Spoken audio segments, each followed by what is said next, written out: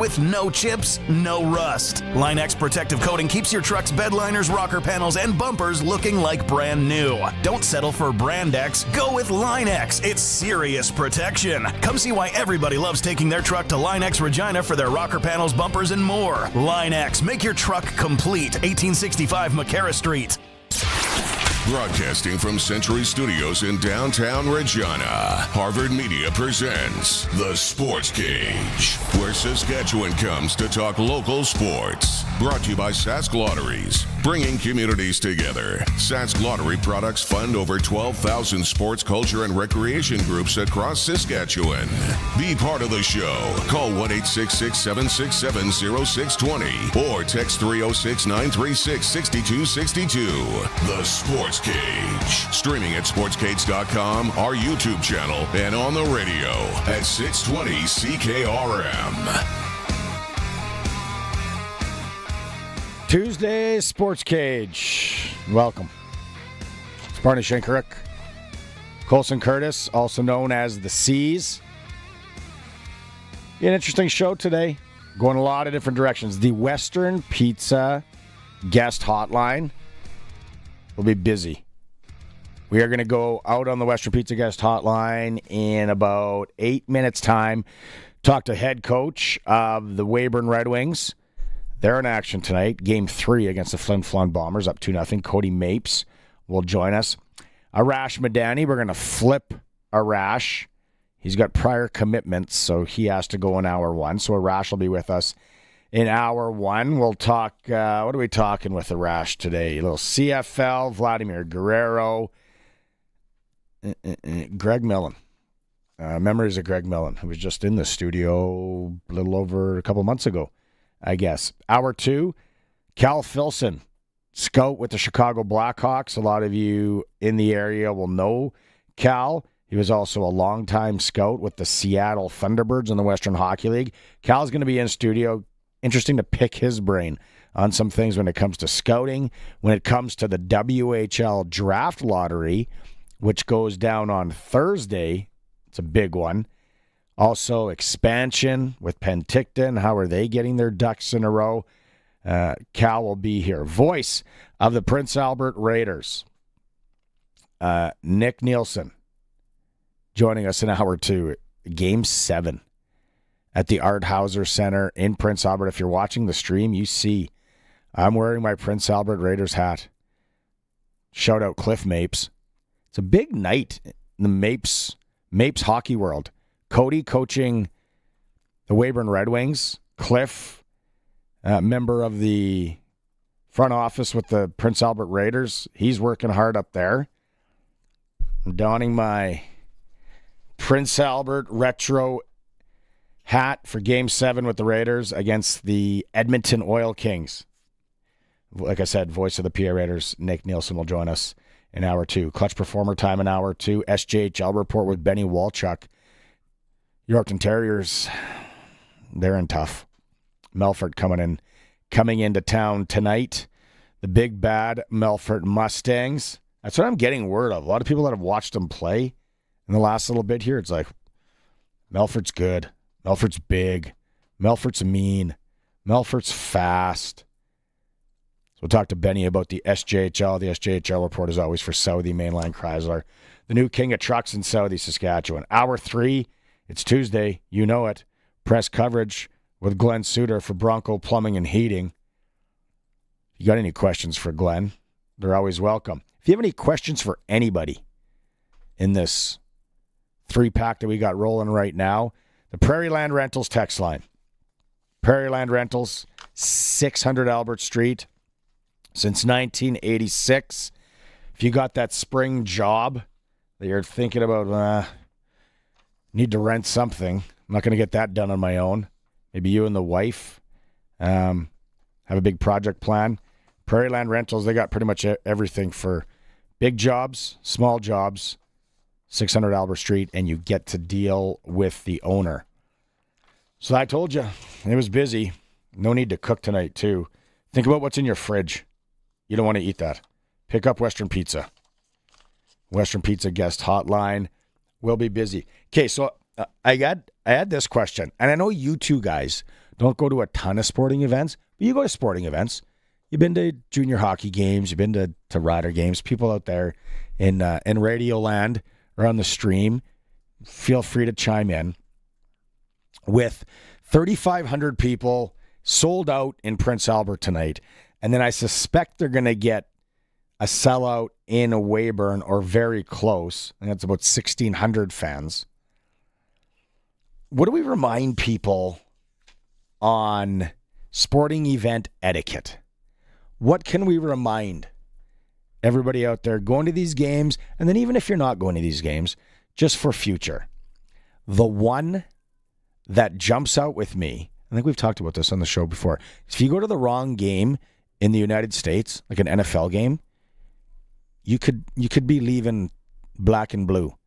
Walking, standing up, and walking while the play is going on. You guys don't go, but you guys get that, right? A little bit. You know what? I feel like I have a funny story of my brother. He was being obnoxious at a Flames game once where this is back in the day when morph suits were weirdly popular. Do you remember morph suits? No Barney? idea what that is. It's like a spandex suit that's all one color. And spandex suit. Yeah. And See, I'm born in 1977. You gotta go spandex suit.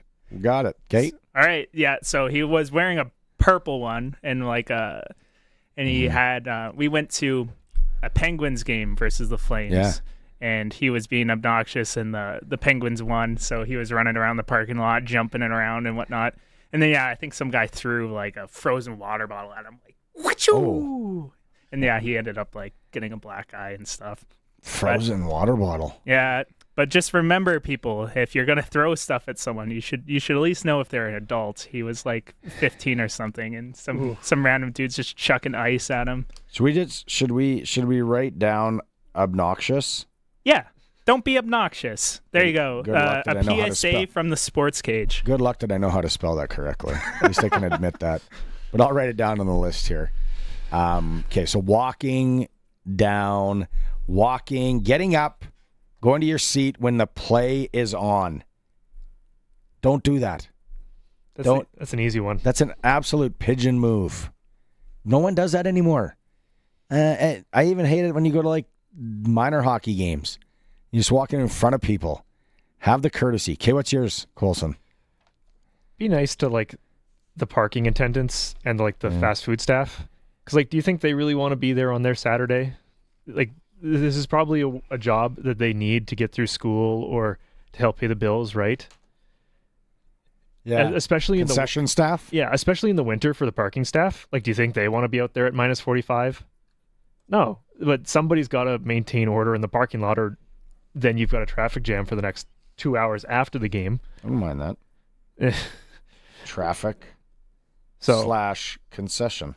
I think that's a just general etiquette thing, but specifically at like sporting events too. Yeah, just be nice to the arena staff. The only thing, and I'll call out some of the real staff again this year. You sometimes get some real hardos, like Paul Blart. Yeah, Malkop. The security guard that thinks they're in the army. Yeah, exactly. Yeah. Okay, you're not Secret Service. Really, they gave you an orange shirt with security on the back. Just kind of keep order here. You've got the light up batons. You're not fooling anybody. But yeah, you got to respect those guys. Yeah. So the move that you see now on social media, I haven't done quite this move, but I've done a move similar with my kids in the vehicle. Is people are carrying the vests.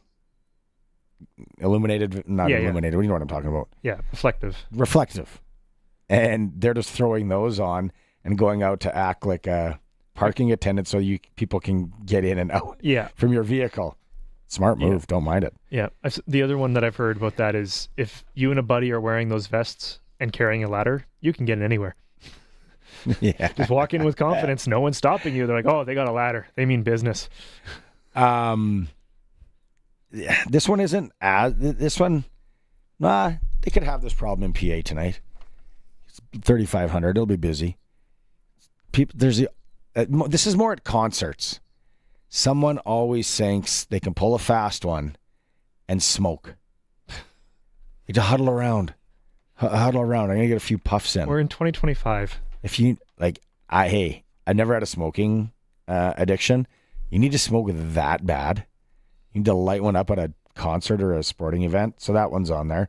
Oh, what here? This will be actually really important. It's a good senior hockey one too in the last month. This will be important in PA tonight and probably in Weyburn. What's the etiquette on saving a spot?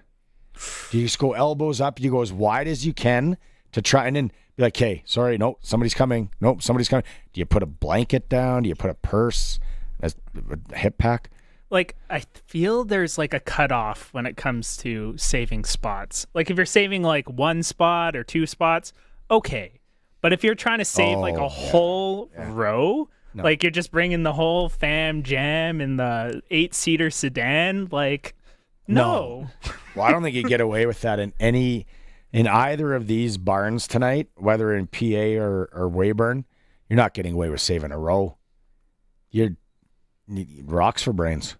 Yeah, Nope. if they're not there by the time the puck drops, like, I feel like you gotta give her up. And then, like, I was more going at standing room etiquette because I think you got to be elbows up.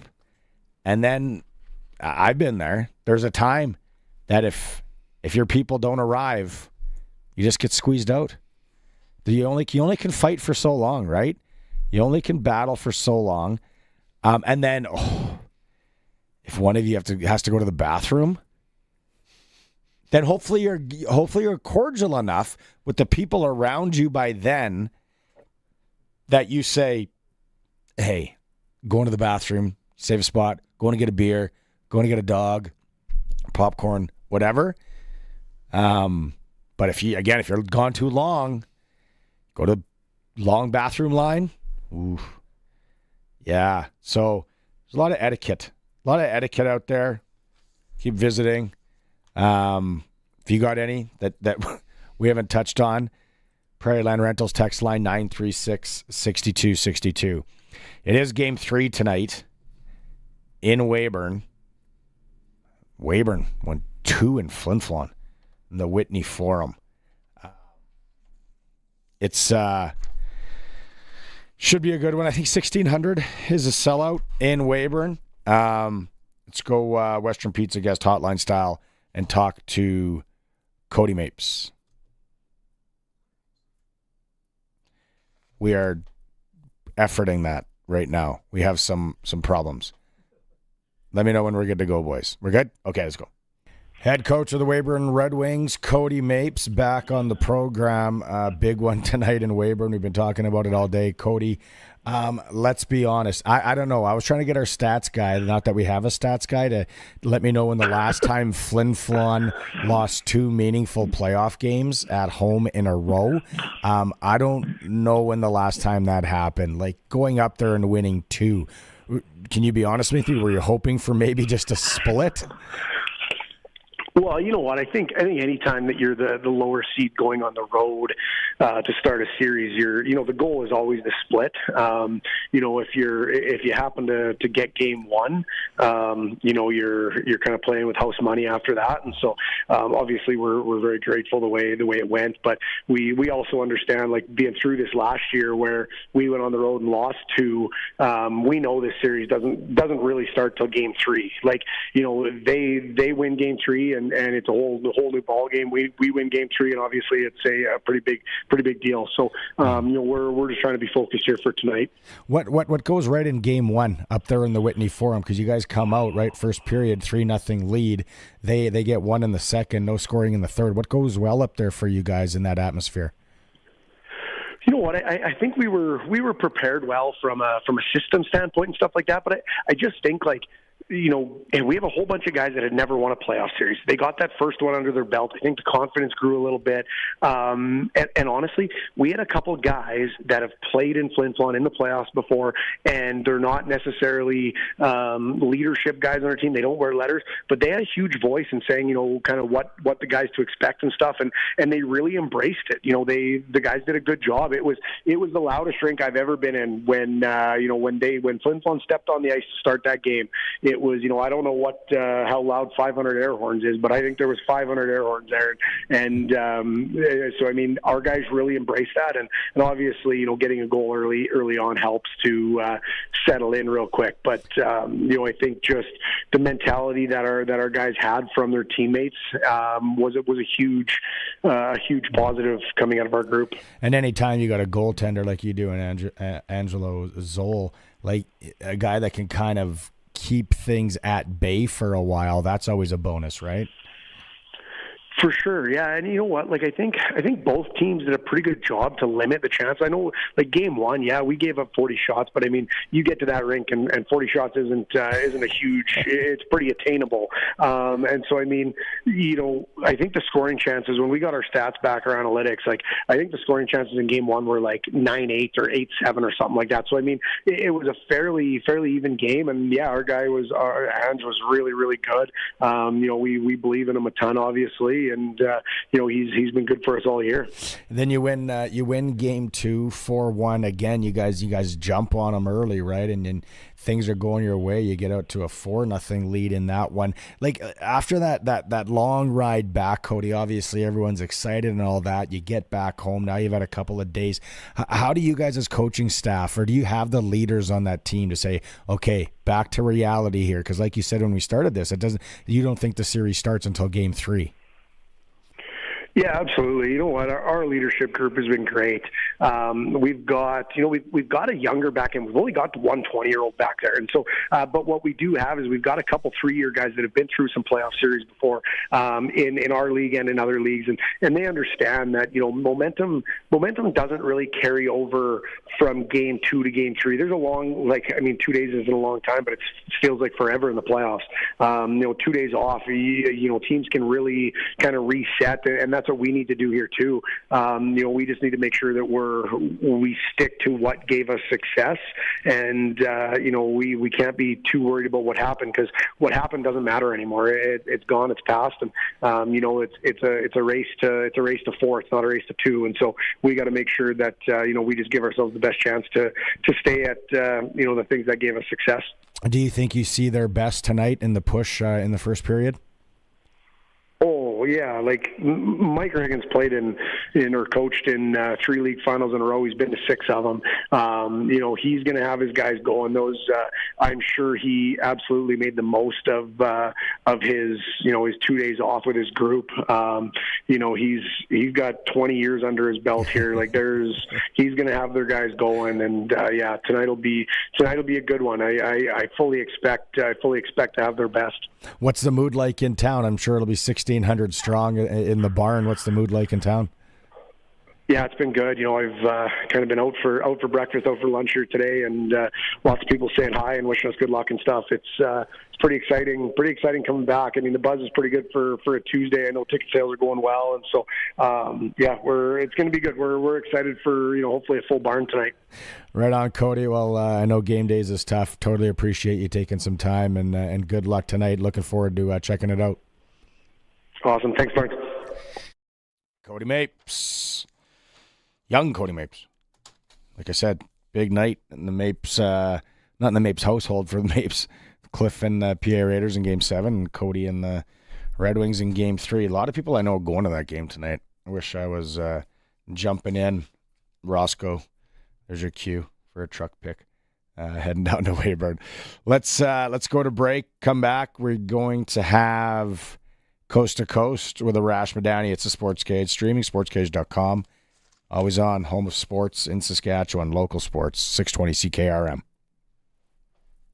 Been there, done that. We get it. And we've got something great for you. The Great Bin Giveaway on 620 CKRM. We're giving you the chance to win a 100-ton fertilizer bin from Coregrain. All you have to do is be listening to find out which sponsor locations you can enter at, all across southern Saskatchewan. You'll also have some chances to qualify during Saskag Today with Ryan Young. The grand prize draw will take place at Ag in Motion this July. Don't miss out on your chance to have a shot at the Great Bin Giveaway. Brought to you by Ag Direct Hail Insurance, Zipperlock Building Company, McDougall Auctioneers, and 620 CKRM. The federal election is on Monday, April 28th. Make sure you're registered to vote. If you are, you should get a voter information card in the mail. It tells you where and when you can vote. If you don't get one by April 11th, or if the information on it is incorrect, visit elections.ca. For the official information you need to vote, visit elections.ca or call 1-800-463-6868. It's our vote. Spring home improvements start at the all-weather at-home window sale. On now until April 11th at Freeze Tallman. This is your opportunity to get 15% off select all-weather windows. Only purchased through Freeze Tallman. It's time for an upgrade that will save you money on all your heating and cooling bills. All-weather windows offer energy efficiency and lasting value. Freeze Tallman will even come out and measure your windows for you. Visit freezetallman.com or see them in Regina or Fort Capel. Freeze Tallman. Let's get you building. Brandt's Spring In and Win event is this weekend. Visit your Brandt dealer and save up to $4,000 or get 0% financing on select tractors, mowers, and utility vehicles. Stop in on April 11th or 12th and you'll be entered to win a zero-turn mower just for showing up. Get the season's best savings exclusively from Brandt. Terms apply. See your local Brandt dealer for details. It's time to go coast to coast with Arash Madani for Smart Investing Solutions. Be smart with your money. Call Brian Gawley at Smart Investing Solutions, 546-2533. Arash, my man. Hour one of the program, eh? A little bit different. We're changing it up. I know you're a busy guy. I appreciate you making that happen. Big help for my day. So I'm at home on the weekend. Or when did it come down? Friday night, Sunday night, Saturday night, one of the nights. Everything's blending together. Sunday night, I think. And I go, oh, Vladimir Guerrero talk again. And I'm like, it's done. This is real.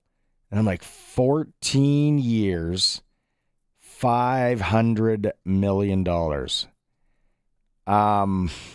Did this have to happen for the Blue Jays? Barney, it had to happen. It had to happen. I mean, you're talking about the face of the franchise. You're talking about, and I think you and I have talked about this before, number 27 jerseys, I would say 3 out of every 4 are Vlad jerseys in that building. This is a transformative player, a generational player, a face of the franchise player. And, honestly, if his name was Juan Martinez, it'd be so different because in our country, Vladimir Guerrero is not just a second-generation ball player. He was the heart and soul of the Expos, too. Vlad's a guy, because of the lineage, that I think that no matter what happens, if you say Blue Jays to anybody in this country, if they know anything about the ball club, it's 27. And now you have a guy who is going to be, well, first of all, he's the 3rd highest paid player in the history of the game. He's behind, Ohtani and Soto now. Now you're sending a message to your fan base that you're here for good. The other thing you're telling Barney is the rest of that locker room, the rest of that clubhouse, we're not dismantling things. We're here to win. And if you brought up the point, remember, trade deadline, if they're below 500, what happens? That now all goes away. It has to go away because you're giving the guy all the money. Hang on to your jerseys. He's here. Right. You have to go get a new one. Or be that weirdo that wears the jersey of someone that just got traded. Okay, but I'm trying to go through my brain, and again, I'm not like the hardo baseball fan, but guys that the Blue Jays have nurtured, they drafted and they developed and signed, or then get a major extension. Who am I missing? Is this really the first big one? Well, it's the first big one in, I'd say, like the social media era. Okay. Yeah. Like, regimes ago, they gave it to Vernon Wells and they gave it to Roy Halladay.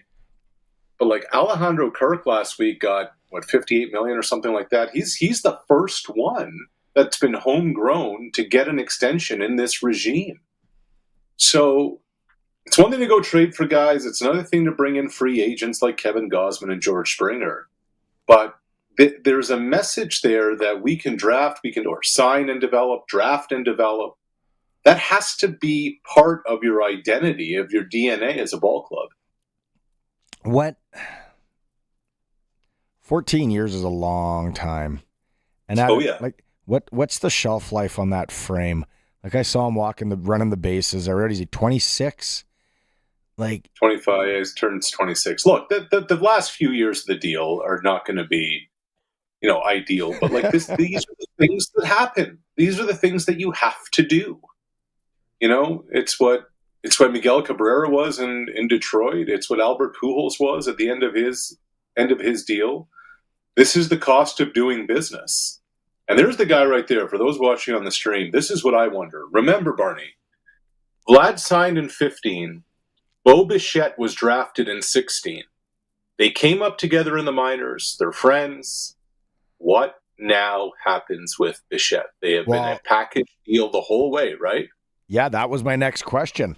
Where do you think? Have you heard anything? And then maybe first off, where do you think that? What happens with Bo? So Bo's a free agent at the end of the year. He signed a 3-year deal. He didn't go to arbitration. Last year missed half the games with an injury.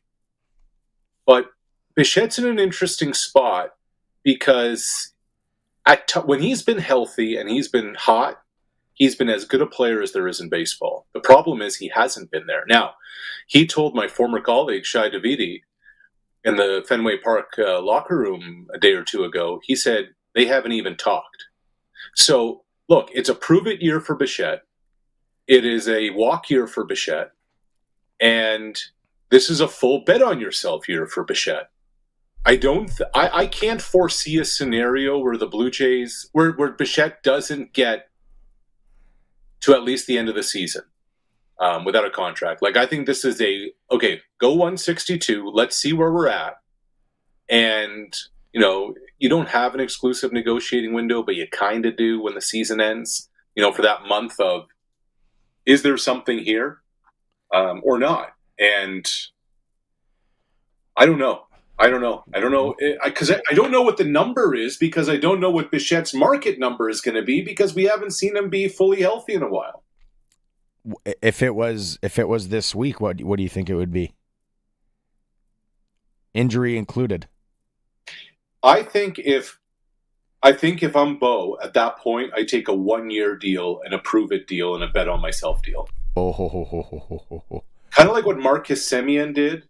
He left Oakland. He came here to Toronto in 21, had a monster year, played all 162, and then got over $200 million from the Texas Rangers and went on to win a World Series. There are some times along the way, life's about timing, free agency's about timing. And I think for Bichette, hey, let me sign a 1 year and then see where it can take me right now. Now, let's have this conversation in September and see where things are. I respect anybody that bets on themselves. Now, a lot of times you could look like an absolute fool. You could have a lot of I told you so's, but that takes stones. And I like it. What do you think? What do you think he wants to do? Like, you've been around him, you know him. Like, do you think he likes Toronto enough? He likes the coming up with Vladdy, all that. What do you think? It's a good question. Bo's a cards close to the best kind of guy. Look, I think he wants to win. I heard the chime. I don't know what that's about. Is that an inside joke I just missed out? It's just these guys, they're trying to rip it off from another show. Let's go. Cards close to the vest guy. Look,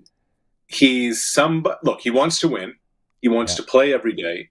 He wants to be a star. He wants to get paid. He wants to win.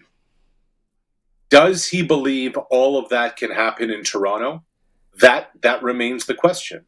Will the Blue Jays extend the kind of dollars that it'll take to sign a Bo Bichette if he has a monster year? That's another question. Like you're paying Guerrero 35-ish, 36-ish a year. You still have Jose Barrios for 3 more years. You have Gosman for another year, et cetera, et cetera. Are 2 infielders to you worth doing that and extending that offer to? That's the question too. It's a two-way street, Barney. Are the Blue Jays interested in making Bichette a big part of their future plans? Blue Jays, what are they, in Boston today? My mom was telling me earlier that it looks like it's raining in Boston. Like crazy. It looked like February in Boston last night. Yeah, I don't know if my mom's maybe watching one of the locals from Boston, and I'm like, what are you following the weather now in the New England area? Okay, let's shift it to the CFL. I wanted to get your take on this. Maz and I talked about it yesterday, and the Riders were doing a Florida camp, or a couple of camps in Florida, testing the waters, collecting free agent camp, sure, Vimos or e-transfers or whatever for guys to come run around in their short pants, see if they can catch and run and kick or do whatever. Now, I think it's a love of the game thing for some guys. For some of the younger guys, it's like, hey, I just need my shot. I didn't get my shot, which is hard to believe because in this day and age, if you go through a college career and you got a lot of tape, it's not like the 80s. Right? A lot of tape. Guys can watch you play. Every football game in the history of the planet's on TV somewhere. You can watch it.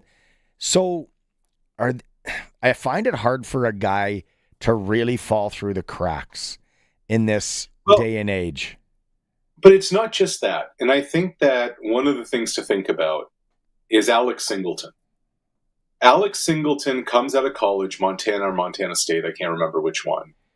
And the only reason he ended up in pro football is because, he had a parent that was a Canadian. So he qualified in those days as a non-import, as a Canadian. Now, Alex Singleton at age 21, 22 wasn't a professional. He wasn't an NFL caliber player. But he came up here and 3-4 years, 5, I think it was 4 or 5 years of reps, of physically filling out, of understanding how to watch film, being a pro, et cetera, transformed himself by the time he was 26, 27 years old to getting an opportunity to signing in Philly, ends up in Denver, has created a nice little career for himself. The player and the athlete and the person you are at age 21 can be so different by the time you're 25 or 26. And especially if you're I'm just going to throw this out as an example of a scenario, Barney. If you're a junior in college, you're 3 games into your season, you blow your knee. By the time you're a senior, you're still not right. You may have gone to a small school. You may not have academically qualified.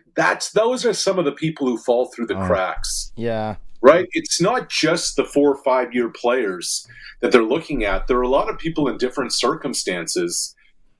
Could come from a JUCO, could come from a Division II school. You see something there, and you're like, man, there's something there that we can work with for a couple of years to turn into a ball player.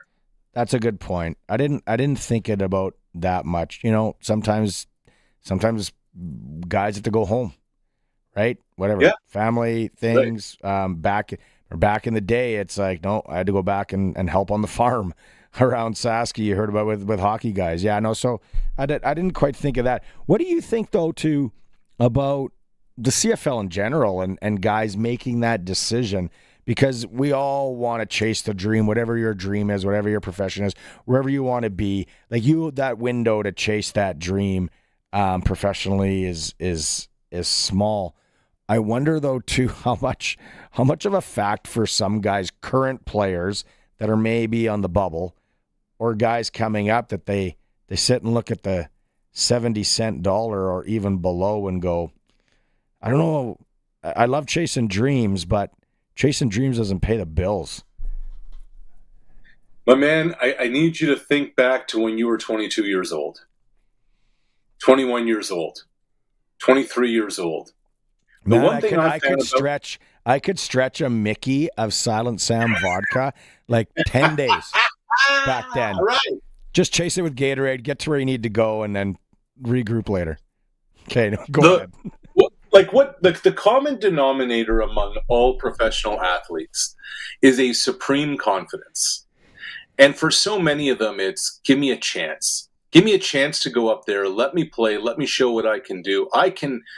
I'll get an opportunity. That'll be my chance to get back into the league, talking about the NFL. Or that may be an opportunity for me just to play. I just want to play. This may be an opportunity, okay, foot in the door, etc. Or also, Barney, and I'm being dead serious with this, a lot of these guys don't have other options. I'll still never forget arriving at the Orlando airport to the national car rental and a former first team SEC basketball player taking care of my car rental. So it's one of those things where you want to play, you have supreme confidence that this can turn into something. You're looking for an adventure. You want to just keep this going for a few more years until, I'm going to move on with my life. There are so many different people in so many different scenarios who kind of take a look at this. But ultimately, if you come up here for the money you're making, you're not taking much home. So I just want to do this. And even people have become friends of mine, Canadians who played in the league coming out of, youth sports schools. They're like, what a way when you're 23 to 27 to learn about life in a locker room. There is no better education on getting to know a human being from a different background than to share a locker room with them and to learn perspectives and all those kinds of things. And that kind of weighs into it too. And etiquette and discipline. Being two-faced, being a backstab. There's, you know what I mean? No, sports teaches you run into all of it. You see the gamut, right? Oh yeah. You only last so long in certain locker rooms if you're that guy that's going to the boss and tattling. It's let me guess, you never played any team sports growing up. Am I right? Yeah. No, right. It's correct. Yeah, it's a good point. What and the other, so I talked about this a little bit yesterday with Maz, and I was like, I want to get Arash's take because I heard it on the weekend, and you can go down any rabbit hole you want in social media with the new commissioner, and then kind of the piling on to Randy Ambrosie. Again, I didn't really know the guy. I'm sure it's not an easy job. Could I do it? I don't know. I'd take a run at it, but I probably couldn't. That was a joke. Coles is looking at me like I'm serious. The one thing was not having the league play during COVID because there was nothing else going on. And then I went back to that time and I was looking through pictures where my wife was cutting my hair and my kids' hair, and it was just weird. And people are gathering on driveways, and we're going grocery shopping. You feel like you were, am I coming back? I might never see my family again. It was just a weird time, and we had this fear, and then it kind of got a little bit better. But I was like, man, there was no way we were playing football in Canada during COVID. But why? But here's the thing. The CTL, the fear of God was put into all of us from, the people above and all that. I feel like we were just so, I don't want to use the word brainwash, but I will, that it was just this fear factor. And if they would have played football, there would have been groups and snowflakes and health. And Marty, let me stop you, man. The NHL played. The NBA played. Hold on. Okay, you're saying those are premier leagues, right? Well, the Canadian Elite Basketball League played. The Saskatchewan Rattlers and Friends. The Canadian Premier League Soccer League played. They both had a bubble of their own. There was a bubble presented to Randy Ambrosi and company. Randy was just so late on everything. He was so gun-shy on everything. There was a medical committee that presented things to him. And then, like, my biggest issue was not that. My biggest issue was, he said, we're not going to play in 20. Okay. We're going to use this time to fix the business model, to make things better, to create a sustainable financial model for the league. And nothing's changed. Then the next year at Grey Cup, he said, we fixed the business model. He actually said that twice in his State of the Union address. And then when somebody asked him, well, how have you fixed the business model? His answer, Barney, and I swear, his answer was, I didn't say that. So, like, it just, like, it was, like, cue the cartoon music, you know? I don't think the NHL bubble, and we talked about that. That was like really, that was, I would like to know the amount of work that went into making that happen and making it run fairly smooth and seamless. Canadian Basketball League, totally forgot about that. Not even sure what that would have all entailed. I don't know. So they would have capitalized on the TV deal and the fact that there was nothing else going on, and you had where were they going to bubble? Do you know that? I do. I want to say Winnipeg was one of the places. I think they had two places in mind. I mean, it was 5 years ago now. Just put everyone at the Viscount Gort there on Portage. What a reference! Outstanding. The Canad Inn's Polo Park Motel. I was at the Viscount Gort last year, and they still had all the COVID stuff up, like the screen. I had to hand my card through a little slot. And I'm like, this is like a COVID museum. This is awesome. Takes me back. Did the lobby bar still have the white leather couches and all the dartboards up on the wall? Oh, no, I don't know. I was deep into the silent. I was deep into the silent Sam by the time I went down there. There you go. You didn't have to nurse the Mickey last year. What are you most looking forward to? CFA. I know we're in April, but as we sit in April on April 8th, what are you most looking forward to? And this might change in a month. Nathan Rourke. Look, took the league by storm, went down, had the NFL thing, came back last year, just wasn't ready, etc. I mean, I follow him on IG. He is posting QB motion videos all the time. He is putting in the work. Can Nathan Rourke recreate the magic from a few years ago and really take the league by storm? Like, this is no disrespect to Milligan in Saskatchewan or Oliveira in Winnipeg. The CFL lacked a superstar last year. Yeah, Bo turned it on towards the end of the season in Hamilton just to get in. But there is no player in the league that can grab national attention the way Nathan Rourke can. And here's his shot now. Okay, can he do it? You know, he has a full off season. He can get with Buck Pierce. He can learn the offense. He can do all those things. Time is on his side, etc., etc. That, to me, is the question. I think a lot of people are really curious on that. I'm really curious how he plays, how he bounces back for sure. Came down late yesterday afternoon. We were doing the show. Shocking. The passing of former NHL goaltender, broadcaster, Hockey Night in Canada, Sportsnet, all that, Greg Millen. And he's a guy that, when it came down and Coulson and Curtis are here, and I'm like, didn't we just have him in here like a month ago? And then when was it? It was early December 5th. If you're watching the stream, there he is. Like, Greg sat right in that chair right there. And it was such a good interview and conversation, Arash, and just from listening to the fan today, and I don't know what your memories are and where you want to go, but the one thing, and I can honestly say this, and it's kind of cheesy when people pass away and everyone's like, oh, but the one thing from my one meeting with him and spending 40 minutes with Greg or whatever it was, and the on camera and the off camera was, man, he was honest. Like, I loved that. Like, there was probably things that he told Barney, who he just met a little while ago. Like, I'm like, I don't know, are we that tight already, Greg. He was just honest, shot from the hip. Like I appreciated that. What are your memories? You know, what was? I'm sure you worked with him. You spent a lot of time with him. Yeah, traveled up and down the road with him in my days covering hockey on Hockey Night in Canada.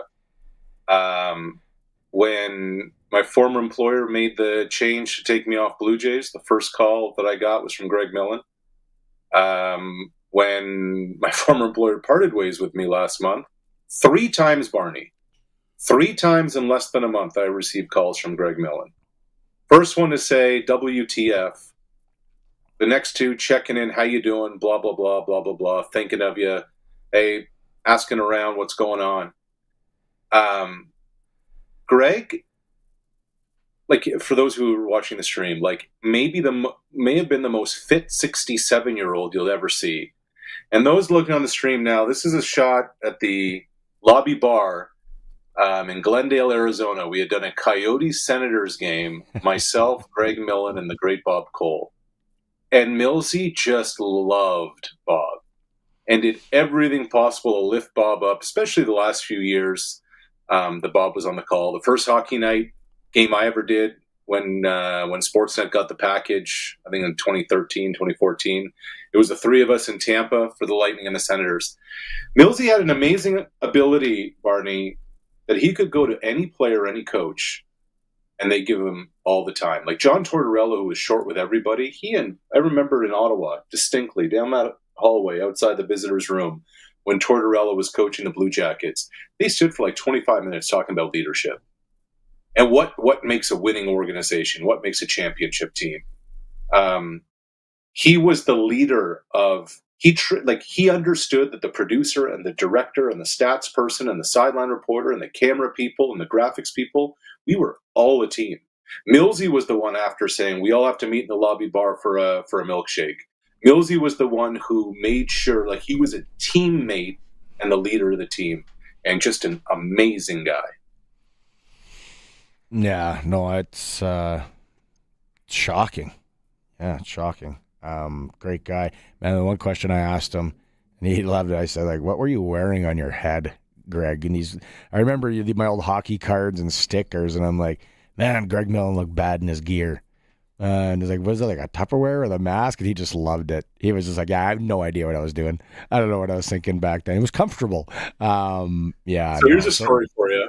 A story for you. So Millsy's so he never begrudged the athlete of today making the money they did. But the one thing he would say is they can't complain about the travel. Because he's like, my rookie year, we're on a back-to-back. We're traveling commercial. So here I am trying to stay in the NHL. You know, you play, say, in Chicago, and then the next day you have to fly to New York. So you get back from the rink. By the time you get to the hotel, it's like 11 o'clock or midnight. But then 4 a.m., you got to be in the lobby to take a bus to the airport.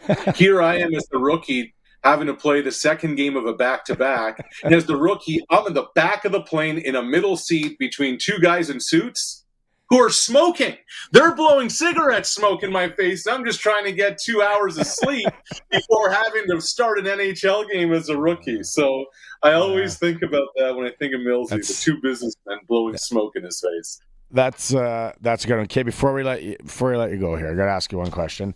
There's 2 massive hockey games in the province tonight. We got a Game 7 in Prince Albert between Edmonton and Prince Albert Raiders in the Western Hockey League, and then down the road in Weyburn, Game 3, Weyburn and Flin Flon in the SJ. Now, we started it with talking about sporting event etiquette, and my big one is walking, getting up, coming to your seat while the play's on. Like, I'm just like, that drives me insane. What would be, and then Colson talked about being nice to the parking attendants, the concession staff. Curtis kind of talked about being obnoxious, the obnoxious fan, all that. What would be, another one for me is swearing by young kids, like not having the wherewithal of knowing all that. What would be your top one, Arash? So who's the home team, who's the road team in one of those games? Prince Albert's at home tonight against Edmonton. Okay, so if I'm an Edmonton fan, I'm coming into that rink. I don't care about Prince Albert. I don't care about your team. I'm cheering for my team. I'm not rooting against you. I'm not hoping things go wrong for you. I just want my team to win. I think a real part of the etiquette is hey, like, I remember going to Cleveland once, Vikings playing the Browns, and the guy next to me is like, hey, bleep hole. He's like, you're welcome here because you hate your team way more than we hate your team. Don't swear around kids, and to hell with the opponent. You're rooting for your team, however it is the way you're going to root for your team. And if you're at standing room, here's the other question: if you're doing a standing room thing, doesn't matter what barn, what's a respectable time that you hold your buddy's spot before you got to give that up? Start of the game. Whatever the length of time would be to 1, hit the bathroom, 2, grab a beer. So in a barn like that, 6 to 7 minutes. Yeah, you hope the lineups. And I said, you just hope the bathroom lineups aren't long, and you start guzzling. Right. Yeah, no. All right, buddy. Thanks so much. Have a great weekend. You got Maz next week. I'm off. I'll be either celebrating my Masters. Oh yeah, Thursday. Yeah, Thursday. I thought it was Thursday for a second. Woohoo! Silent Sam's flowing, bud. All right. I was gonna say, were you up getting a refill in the standing room section or what? Okay, talk to you Thursday, Arash. Good boys. Coast to coast to the Arash Madani for our good friend Brian Golly at Smart Investing Solutions. You got to be smart with your money. If you got any questions on the markets or what's going on, now's a really good time to call Brian Golly. You can find him at 546-2533. Oh, that was good. Some good Greg Millen stories. And then etiquette. I forgot about the swearing around kids one. Oh, I find that's a prick move. I hear you say something. Spandex guy. Yeah, it's all these kids got to learn swear words from their parents first, right? You know. Absolutely. If I could have said something there, I would have. It is a sports. It's an hour already, boys. On the solo front, we come back. Cal Filson is going to be with us in studio. We'll talk some Western Hockey League draft coming up. The draft lottery. Cal currently scouts for the Chicago Blackhawks. Also an hour or two, Clutch Performer SJHL report. It is the Sports Cage on Tuesdays for Sask Lotteries. We're streaming at sportscage.com, and we are on 620 CKRM. So since that little ding on my car last week, I don't know where to take it. I don't even know. That's easy. Take it to Regina Motor Products. Who said that? I did. Down here. I'm Terry the Tire. Regina Motor Products Chevrolet Collision Center and SGI accredited auto body repair is a full-service collision and body shop that works on all makes and models. Just submit your claim to SGI and set an appointment to get your appraisal done. Easy. I bet you're tired after saying all that. South at Highway 1 and 6, Albert Street. RMPChevrolet.com. Brandt's Spring In and Win event is this weekend. Visit your Brandt dealer and save up to $4,000 or get 0% financing on select tractors, mowers, and utility vehicles. Stop in on April 11th or 12th, and you'll be entered to win a zero-turn mower just for showing up. Get the season's best savings exclusively from Brandt. Terms apply. See your local Brandt dealer for details. Text CKRM 306-936-6262. Powered by Prairie Land Rentals. They've got everything you need for your projects. 600 Albert Street. PrairieLandRental.com. Sask Lotteries has 50 years of winning behind us. And you know what that means? Lots of winning numbers. Numbers like over 1,200 organizations funded and 12,000 plus groups supported. $6 million given away annually in community grants. And the winningest number of all? $1.4 billion given back to the people of Saskatchewan through sport, culture, and recreation. And we're just getting started. Help us grow the next 50. Learn more at sasklotteries.ca. Brandt's Spring In and Win event is this weekend. Visit your Brandt dealer and save up to $4,000 or get 0% financing on select tractors, mowers, and utility vehicles. Stop in on April 11th or 12th, and you'll be entered to win a zero-turn mower just for showing up. Get the season's best savings exclusively from Brandt. Terms apply. See your local Brandt dealer for details. Hey, we're Harvard Media. A few times a year, we love to get together with our favorite businesses and throw a good old-fashioned classic auction. Sold! There's nothing like waiting until the last minute, battling out other bidders, and claiming your prize. We're looking for businesses to join up for our next one. All we need from you is an experience, service, or item like a gift card. In return, we'll serve you up a top-tier ad campaign. No cash needed. This is a trade deal. Check out harvardmedia.com for info. Terms and conditions apply. We are the voice of Saskatchewan. 620 CKRM Regina, a Harvard media station.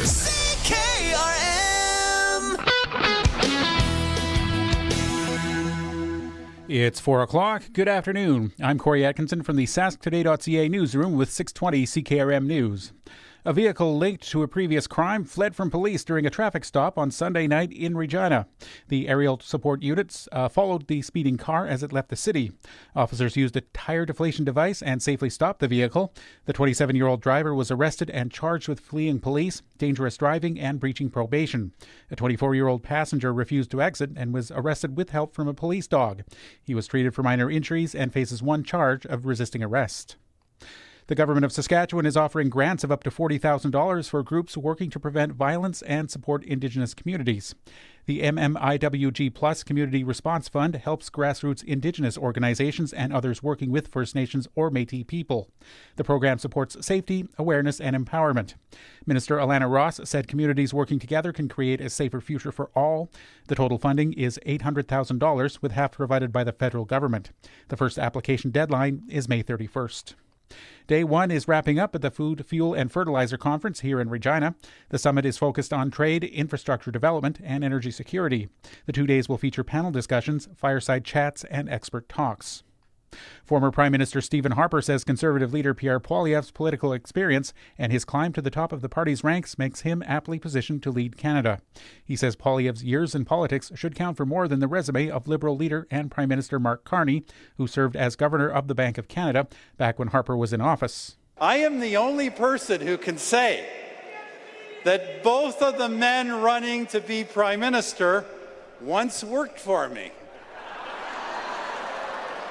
And in that regard, my choice, without hesitation, without equivocation, without a shadow of a doubt, is Pierre Poilievre. Harper says while U.S. President Donald Trump has wreaked havoc on Canada since taking office in January, the federal Liberals are just as much to blame for a number of issues, such as the high cost of living and crime rates. And the CEO of the Canadian Association of Petroleum Producers says the long-term demand outlook for energy is strong, despite recent market upheaval.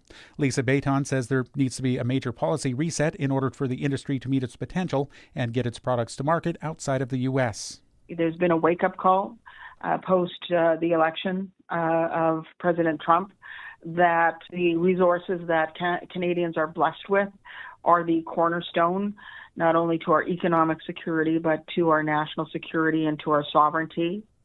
Bayton says the U.S. will always be a major customer for Canadian oil and gas, and that artificial intelligence data centers are likely to be a big demand driver for energy well into the future. That's your 620 CKRM News. Read more stories from around your community and around the province at sasktoday.ca and 620ckrm.com. Your weather is next. Dad, I've got a problem. Let me guess. The solution's in my wallet? Very funny, Dad. We need better internet. Look, son, when I was younger... When you were younger, the dinosaurs still roamed the earth. Can we get wireless internet, or is that too hip for you? I'll have you know, Junior, that I've already been to Glassers TV, your SaskTel authorized dealer. Wireless internet is on the way. You might be more hip than I thought, Dad. Contact Glassers TV, your SaskTel authorized dealer in Moosomin today. Bessie and I hate automotive waste dumped into our back 40. There's not an endless supply of oil and plastics, so it's very clever of you to recycle automotive waste properly. All that yucky used oil and antifreeze material can be turned into reuseful products. Please make automotive waste reuseful. Visit usedoilrecyclingsk.com. Mother Nature, our land, and our whole herd. Thank you. Weather brought to you by Line X in Regina. Serious protection, killer looks. You can see them at 1865 McCara Street. All right, tonight we got spotty rain or maybe even snow showers, a low down to -1. Tomorrow, cloudy, and we're looking for a high of +12. Tomorrow night, cloudy and a low down to -1. Looking ahead to Thursday, becoming sunny, high +16. Wind on Thursday, southeast 15, gusting to 25. Currently in downtown Regina, partly cloudy skies, and it is 6 degrees. When you want the best for your truck, you want Line-X. Your truck has withstood the harshest elements Saskatchewan has thrown at it. Rocks, gravel, rain, sleet, and snow, and left with no chips, no rust. Line-X protective coating keeps your truck's bed liners, rocker panels, and bumpers looking like brand new. Don't settle for Brand X. Go with Line-X. It's serious protection. Come see why everybody loves taking their truck to Line-X Regina for their rocker panels, bumpers, and more. Line-X. Make your truck complete. 1865 McCara Street. This is it. Hospitals of Regina Foundation Home Lottery early bird deadline is midnight Friday. Heads will turn and hearts will race in your 2025 Corvette Stingray, featuring 495 horsepower and precision Corvette handling. If money moves you, choose $100,000 instead. Plus the $1.6 million grand prize show home, custom built by Ripplinger Homes, and $50,000 cash. Don't wait. Early bird deadline is midnight Friday. HRFHomeLottery.com. Broadcasting from Century Studios in downtown Regina, Harvard Media presents The Sports Cage, where Saskatchewan comes to talk local sports. Brought to you by Sask Lotteries, bringing communities together. Sask Lottery products fund over 12,000 sports, culture, and recreation groups across Saskatchewan. Be part of the show. Call 1-866-767-0620 or text 306-936-6262. The Sports Cage. Streaming at sportscage.com, our YouTube channel, and on the radio at 620 CKRM. Welcome back, Hour 2. It is for Sask Lotteries. Like the big voice said, it's Barney Shankeruk, the C's, with you on this Tuesday. Man, if you are anywhere driving distance, I think we pretty much all are driving distance from Prince Albert, it's a place to be tonight, but it's sold out. So unless you got a handle on some secondary market tickets, or you know someone that can kick open a side door at the Art Hauser, sorry Cliffy and Mike up there, but it is the place to be. It's Game 7 tonight. Prince Albert Raiders, Edmonton Oil Kings in their Western Hockey League series. It's game day. You don't get the broadcaster a lot on game day. He's busy, but lucky enough, let's go out on the Western Pizza guest hotline. Great night not to cook. Probably watch us hockey on the free Victory Plus network. Pick up a pie. Nick Nielsen joining us. And he's at the Hauser already. Oh, yeah. You know, like, you got to be kind of pinching yourself that you get to call this series. It has been, just from following it from afar, Nick, it's been wild. It has been insane so far. And I got to say, I love that you're rocking the old Raider hat there, first of all, Barry. That's fantastic. But, yeah, I mean, this series has been unreal. It's been so feisty from start to finish. There's been some really, really physical games. This place was absolutely insane on Friday with 3,200 people here. It's the loudest building I've ever been in. I've been hearing about the hype of the playoff atmosphere at the Art Hauser Center all year before I got here. And I started to hear about it enough that you start to go, can it actually live up to the hype? And it exceeded it. Like, I cannot. Yeah. I haven't slept in 2 days getting ready for this game. Split in PA to start the series, then go back to Edmonton and lose both there. Like, why? Why the big swings in this series? And then PA's won the last two to force Game 7 tonight. Like, what can you put your finger on there? Yeah, so I can put my finger on the first two games and the two wins for the PA. And, you take a look at Game 1 where the Raiders, we've had one of the best power plays in the league all season. We get a power play in the first couple seconds of the game, and then credit to Grayson Sauchin, who takes the puck away and he scores a shorthanded goal 29 seconds into the series here in Prince Albert. And I think that kind of rattled the Raiders a little bit, and the crowd. It really took the crowd out of Game 1. So, you didn't have that to feed on here. Game 2, I feel like it came maybe a little too easy for the Raiders in the 6-1 win here. Yeah, Edmonton, they put forward a pretty solid push, but it was almost hard to build momentum off it because how do you go up from the 6-1 win almost? It was kind of like that feeling there. The energy going to Game 3 and Game 4, the bus was a little quieter. We had that day off in Edmonton, or a day off to travel and get situated in Edmonton before we played Game 3 and Game 4. And, we played hard in both those games, just didn't come away with the wins. But then there's Game 5. And like I said, 3,222 people in this building, and it's the loudest building I've ever been in. I was in Flin Flon at the Whitney Forum for the SJHL finals last year. This was louder, and I can't believe I'm saying that because I barely think my ears survived the Whitney Forum. But just blown out loud, and I can tell you for a fact that this team was inspired by that crowd from Game 5, and that carried through to Game 6. The bus was so much more loose and relaxed, and the guys I talked to before the game, Rylan Kovacevic and Harrison Lodwick specifically, they were so excited to bring hockey back to the Art Hauser Center before Game 6. That was the goal, and now we're here. I watched Game 7. I'm watching the game tonight. I'm going to split screen it with the Weyburn Flin Flon game. But I watched Game 6, and my daughter's with me, and I'm like, oh, okay, PA scored a couple. All right, they're good. And then Edmonton comes right back and scores 2 to tie it up. And there was a part that I'm like, am I watching highlights?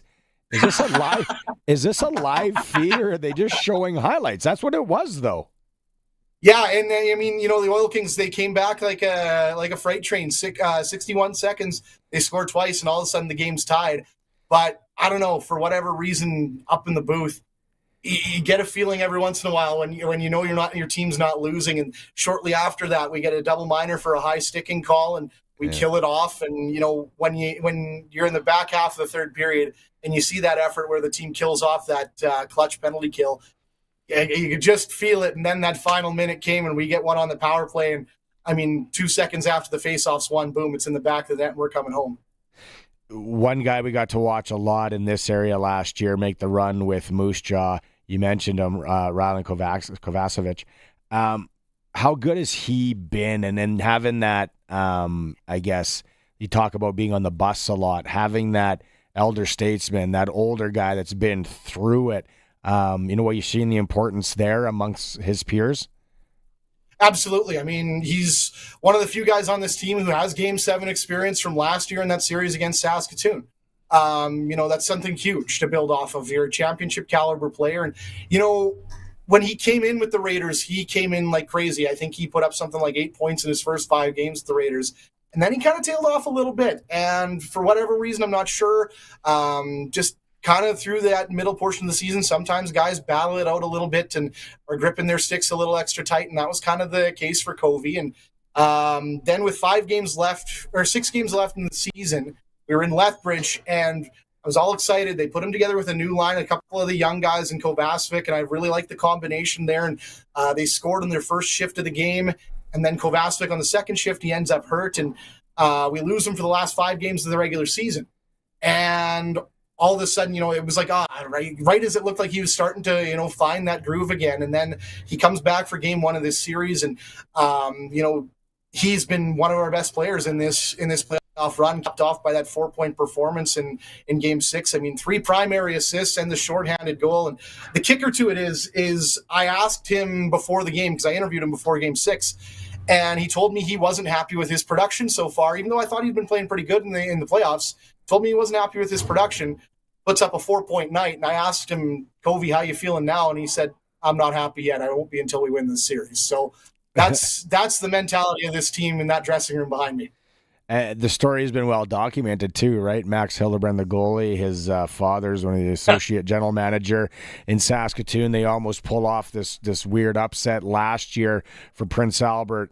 He is absolutely loved in that community, and he should be. If he wins this game tonight, like, I'm thinking Max will never have to pay for anything at the Venice House in Prince Albert again, right? Yeah, no, I know it's the case here too. Max Hildebrand's beloved in this city, and for good reason. I mean, the guy creates high robbery constantly, and I made the joke on Twitter at the start of the year. I was going to have a bill at the end of the season for my throat doctor because the saves that he makes, I end up blowing my top on him constantly. And I mean, he's been doing it again and again and again. And Bemidji State's got a great goaltender coming to them next year.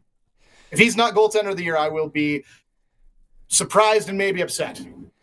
Yeah, well, no, you can be. I can't wait to see. How many milk crates do you think people will be hauling in that place tonight? Oh, if only it wasn't something that's been had the kibosh put on it. I would love to see the milk crates. Come on, PA. Yeah, they kiboshed it after the 2019 finals, so unfortunately that's not a thing here anymore. But I'm still calling it milk crate night at the Hauser. It's got a good ring to it. PA, I thought you were tough. Even PA is getting soft. What a world. Okay, well, have a great... you watched this series, I wouldn't say that anymore. Have a great call. Thanks for taking some time on a game night, and looking forward to watching this one tonight. Absolutely. Thanks for having me, Barry. Yeah, it is from the Prince Albert Raiders, Nick Nielsen. Going to be wild up there in Prince Albert. If it wasn't 4 hours away. Yesterday, what do we had? I had 2 people offer to drive if I could somehow get tickets, and no, it would. It's something you got to go if you're in the area. We're going to keep the Western Hockey League talk going. We'll go to break. We come back. Cal Filson will be in studio, a former scout, kind of the architect, one of the architects in the Seattle Thunderbirds that beat our Regina Pats. Back in the playoffs a few years ago. Cal will join me. It is the Sports Cage on the home of sports in Saskatchewan, 620 CKRM. Proven by countless farmers, 900 Series fence sprayers set the standard for your crops, and it's available at Nick's Service in Emerald Park. Featuring 370 horsepower, 132-foot boom, 1,580-gallon tank, smart drive 4-wheel steering, and Liquid Logic recirculating boom, the 900 Series fence sprayers are backed by a 3-year, 2,000-hour Gold Star warranty. Leaders drive Fendt. To learn more about making your crops successful, visit Nick's Service today, nickservice.com.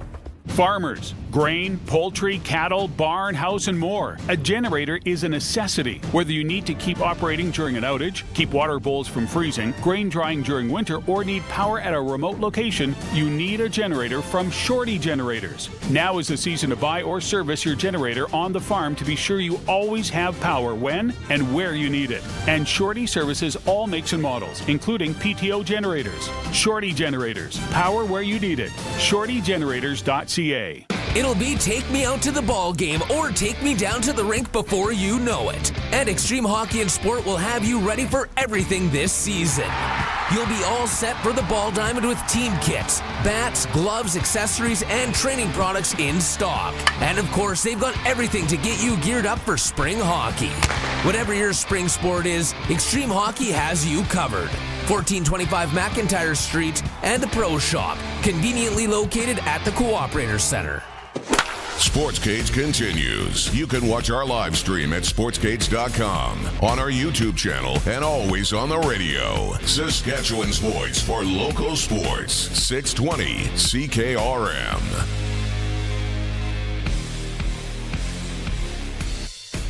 Prairieland Rentals, text line, Prairieland Rentals, 600 Albert Street, since 1986. Can help you out with the job you have this spring. Trevor's up in Saskatoon listening. He said he was in PA today, contemplated going to Game 7, but decided to head back to Stoon to get some work done. He was a bit surprised that there wasn't a Game 7 buzz in the city. I don't know, Trevor. Maybe you were just in the wrong spots in the city today. It'll be off the charts. Did you go down to the West Flats? They'll be getting busy down there in PA tonight. So yeah, thanks for the text though, Trev.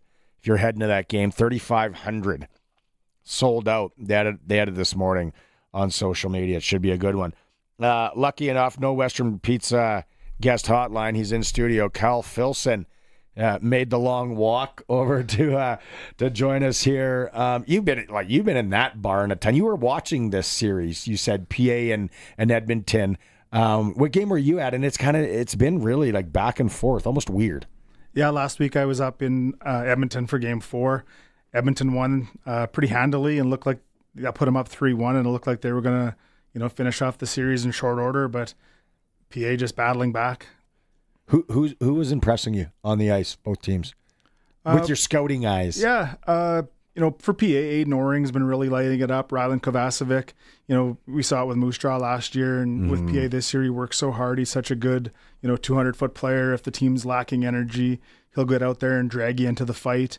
And then, Max Hildebrandt has just been unbelievable. He pretty much single-handedly dragged PA to the, winning the Eastern Division, and then, in the playoffs, he's been unreal, been standing on his head. Has there been Western Hockey League playoffs as a whole? Has there been a surprise for you yet? A guy that spends so much time in the league, still watch a lot of hockey?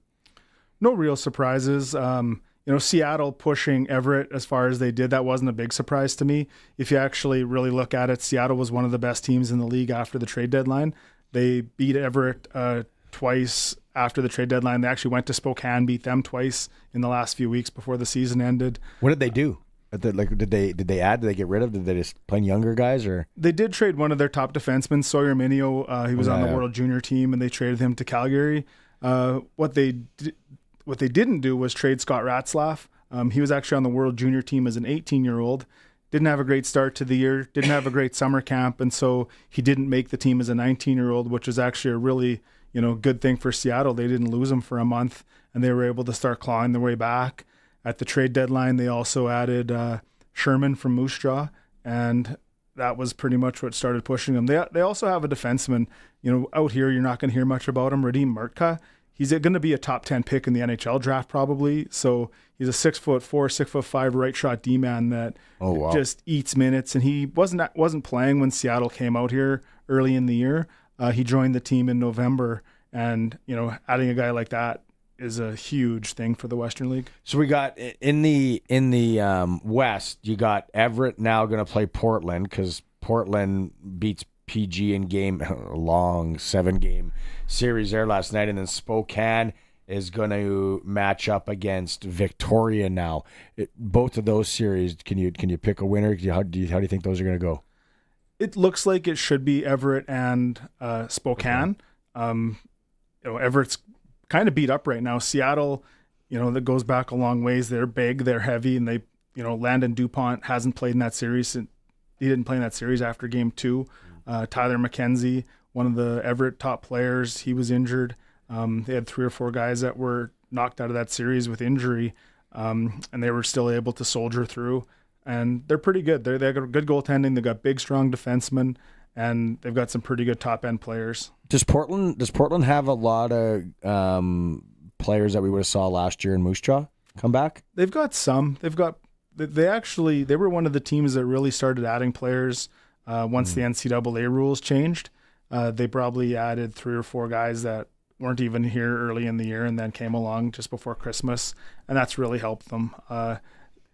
I still think Everett's going to be the team to beat out there. Spokane's going to be tough too. They got a lot of firepower, adding Andrew Cristal and then they have Berkeley Catton, and they're a good team as well. Yeah. I think Everett's going to be the team to beat out there. You mentioned the teams adding American players. So in this whole NCAA junior hockey players being able to go, major junior hockey players being able to play, you were in the league a long time. I think you and I talked, and it was something that long time coming that was going to happen. What is that meaning to a lot of these Western League teams now? Because there would have been so many. It would have been such a battle back in the day having to convince kids to go, okay, no, the USHL is great, but we can offer you this and this and this. How has that changed? It's really going to change for these kids trying to. You're going to be chasing after the Americans a little bit in Minnesota. They're still going to want to go play for their local high school team and play in that year-end tournament and try and have the best hair, and then they're going to want to play for the Gophers. The Western League isn't going to be something that they're considering.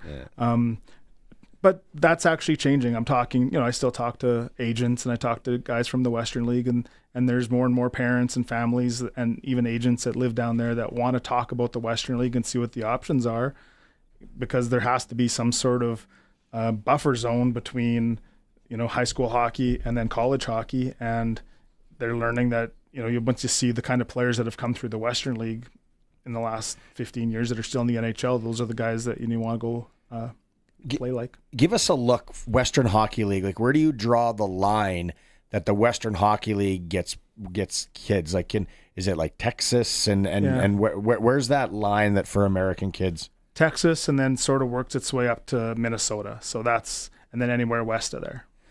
Okay. And back in the day, I'm sure, because hockey's has exploded and we've seen it and you've seen it probably more than anyone else. Like there's kids everywhere playing the game, right? Like, how hard is it to scout, let's say, that California, that Texas, Arizona kid? Are you relying on a lot of tape and watching, or also guys that are the hockey network must be huge? We were. I would go down to events like they have you're really focusing on Pacific, like California, and then Rocky Mountains. There's not as many high-end teams down there as you'd think, and the top-end kids travel. Like, it's kind of gotten to be like the academies here, where instead of staying at home, you can't just stay at home. Like, there's a kid from San Diego that's a hot shot. Well, he's got to go up and play with the Anaheim Ducks or the LA Kings program. There's a kid from Texas. He's got to go to Dallas and play with the Dallas Stars program. And so these kids go to these high-end places, and then they travel too. Everywhere, yeah. Yeah, I learned that last year. Yeah. It's like every weekend they're hopping on airplanes, and it's not cheap. Big day on Thursday. Mm-hmm. It's the WHL draft lottery. So we got Moose Jaw, the Pats, and Kelowna. Moose Jaw's pick is obviously the Edmonton Oil Kings have that. This draft lottery, like, through your years, would you be participating in that and watching it closely? Yeah, absolutely. When one of my first years when I was scouting with Seattle, we were in third last. It actually worked out. The last night of the regular season, we had a game with Everett. The winner made the playoffs, and the loser hits the draft lottery. Yeah. That's how, and then we end up jumping from third worst, so where Kelowna is right now, to winning the lottery. And that was when that was when Matt Barzal. So that was a real lottery win to be able to get Matt Barzal, and that was really what started kind of turning the page and what you've seen from the Seattle Thunderbirds in the last 10 to 15 years. That was really where it started. Oh, I didn't know that's how you guys landed Barzal, was with you had the longest odds for the lottery, because I wrote it down here somewhere. It goes, for people a lot of people are out there wondering too. The odds for the first pick overall, Edmonton via Moose Jaw, 57.1% chance. Regina, 23.8% chance. Kelowna, a 19% chance. So those are the only teams that can get the first overall pick, thanks to John Keen's Twitter yesterday for that. But that 19% chance, that's still in play. Have you seen that a lot? Not a lot, for sure. Because how it works is everybody that misses the playoffs is actually in the lottery, and then it's just one team wins it. And then whoever's ping pong ball gets drawn can move up 2 spots. And so even if it's the 5th place team drawn, they go up to 3rd now. And so you're not, but then everything else stays the same. 1 and 2 are the same. Now you're 3 and 4, 5, 6 all, back up. Obviously, Maddox Schultz, Pat Canadians roll through Westerns and all that. As a scout, when you watch Maddox play, and I'm sure you've watched him for years, what do you see there? Yeah, I watched Maddox quite a bit when he was still in Bantam, I guess, playing with the Pat Blues when he was 12. I was still scouting full-time with Seattle then. I didn't actually get a chance to watch him a couple years ago, but this year I went and saw them twice. I happened to go at the Circle K tournament. It was a pretty famous game against Pittsburgh when he scored the 4 goals, scored with under a second left to tie it, scored the OT winner. I actually made it to that game, so that was pretty fun to watch. And then in the summer, I work for Sean Steve at Polar Power Hockey School, and I'm on the ice with kids quite a bit. And, right from when he was 12 years old, you could see there was something special there. Nobody outworked him. When the coach blows the whistle and wants everyone to do one hard lap, he's one hard lap at full speed. Everyone else is kind of pretending they're skating hard, but not him. Everyone's skating, doing the lines. He is putting both feet over the lines. He's just the hardest working kid on the ice, and just a nice kid, great kid. Lots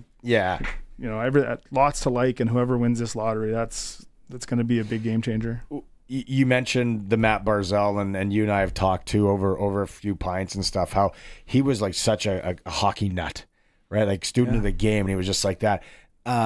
Interviewing Maddox here, I kind of felt a little bit of that. Like he loves the game, he knows the guys. He's not probably to the extent that Barzal was, but Maddox as a player, and then what you know of him as a kid, does he remind you of anybody from your years? The way he plays, he reminds me of Sidney Crosby. Okay. He's such a complete player, such a complete 200-foot game. But then the offense, like he's led that league in scoring as a 14-year-old. No one's done that in Saskatchewan, I don't think, ever. So he's a phenomenal player.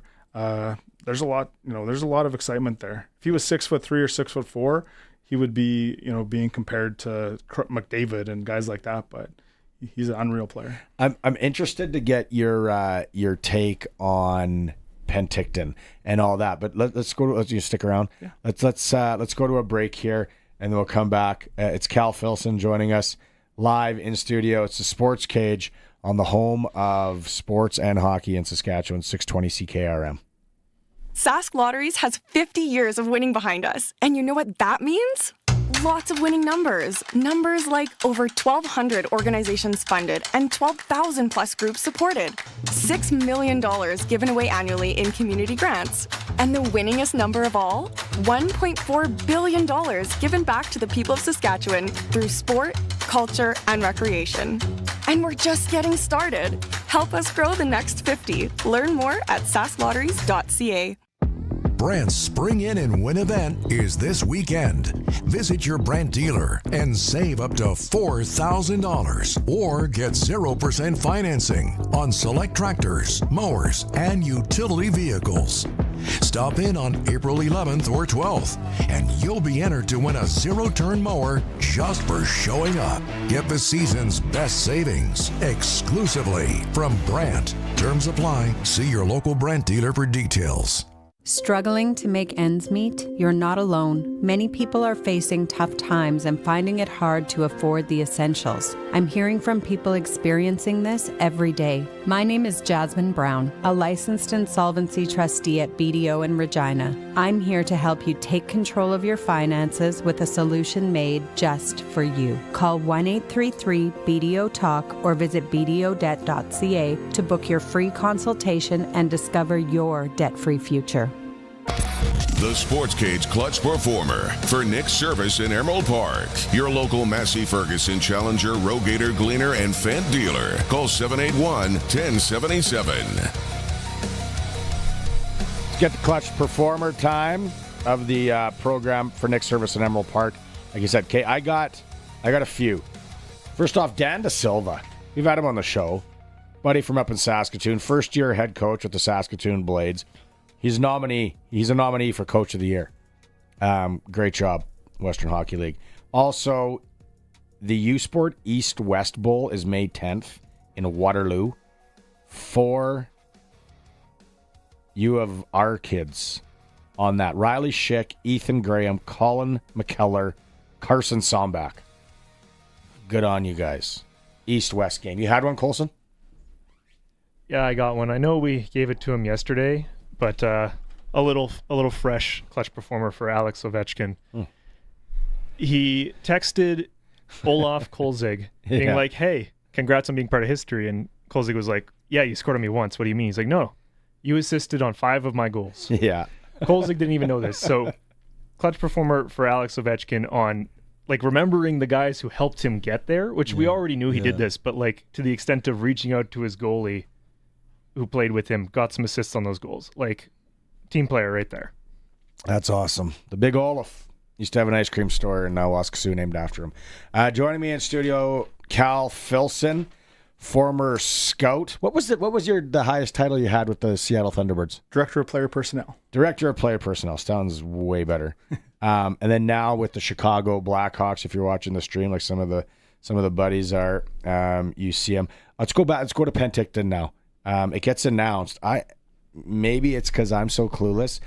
I was shocked that it's like you turn this around and starting in the Western Hockey League next year. Now, the thing that I am racking my brain with is coaching staff aside, all that.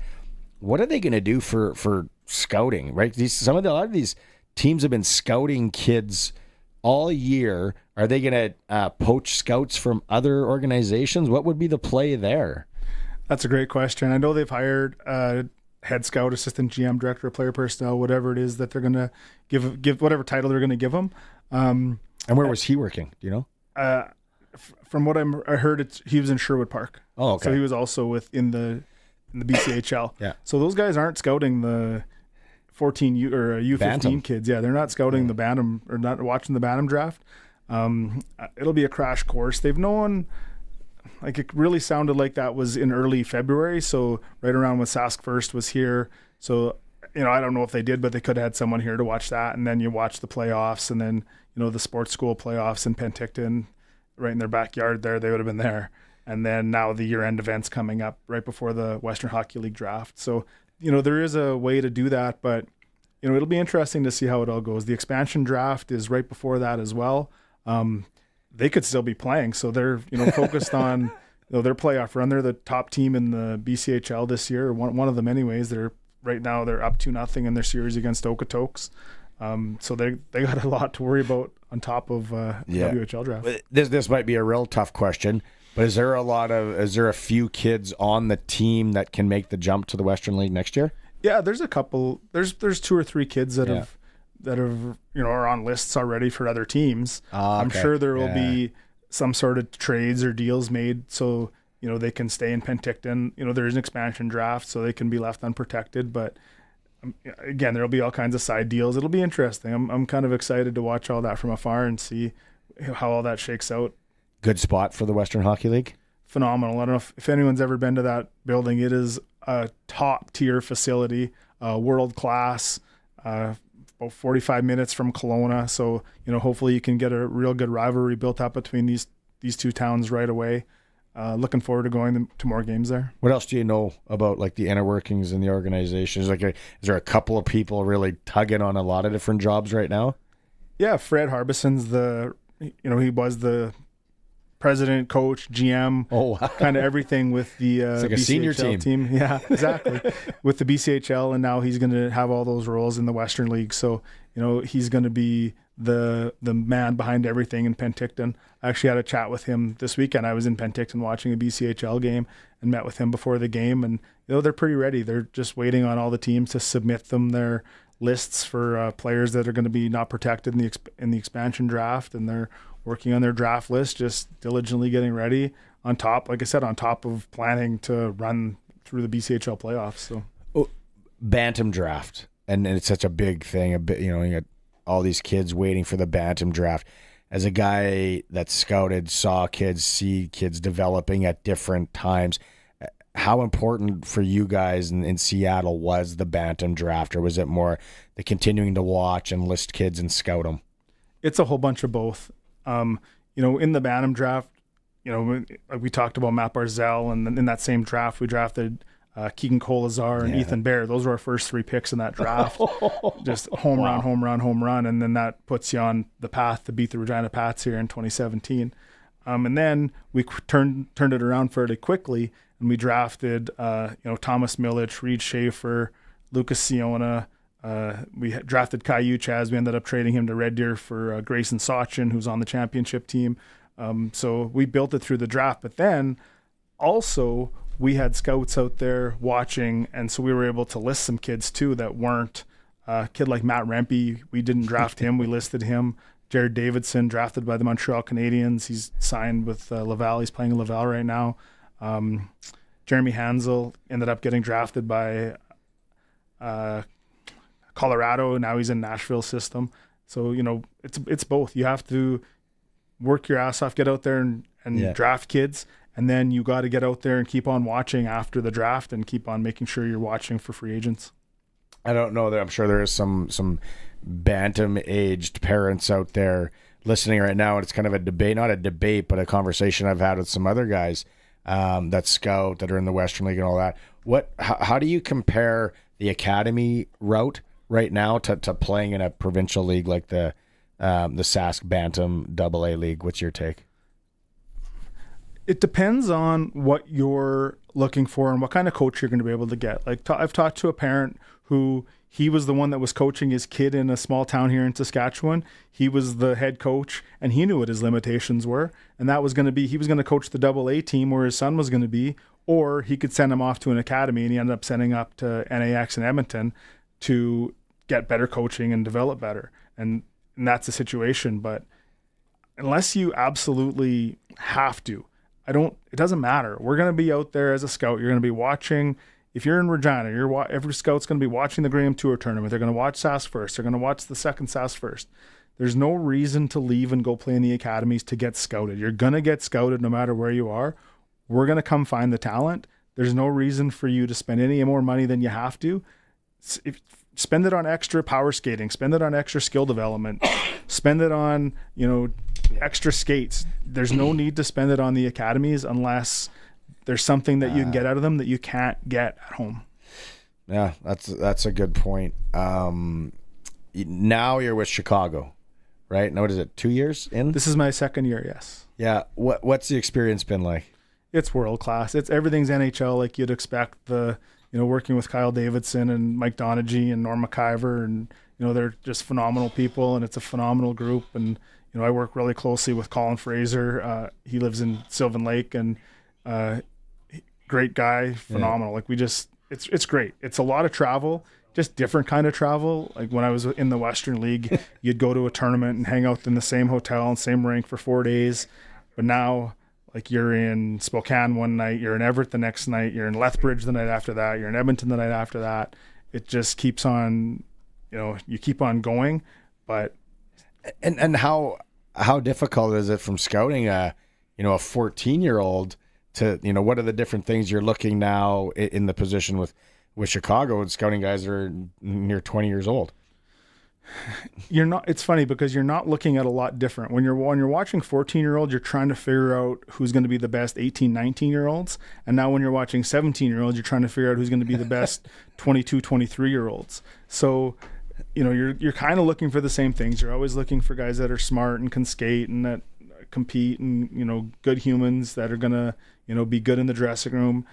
You want guys that are going to be leading the way in the gym, leading the way in the community. So you're looking for the same kind of players, whether you're looking in the in the Bantam draft or in the NHL draft. Young team still in Chicago, right?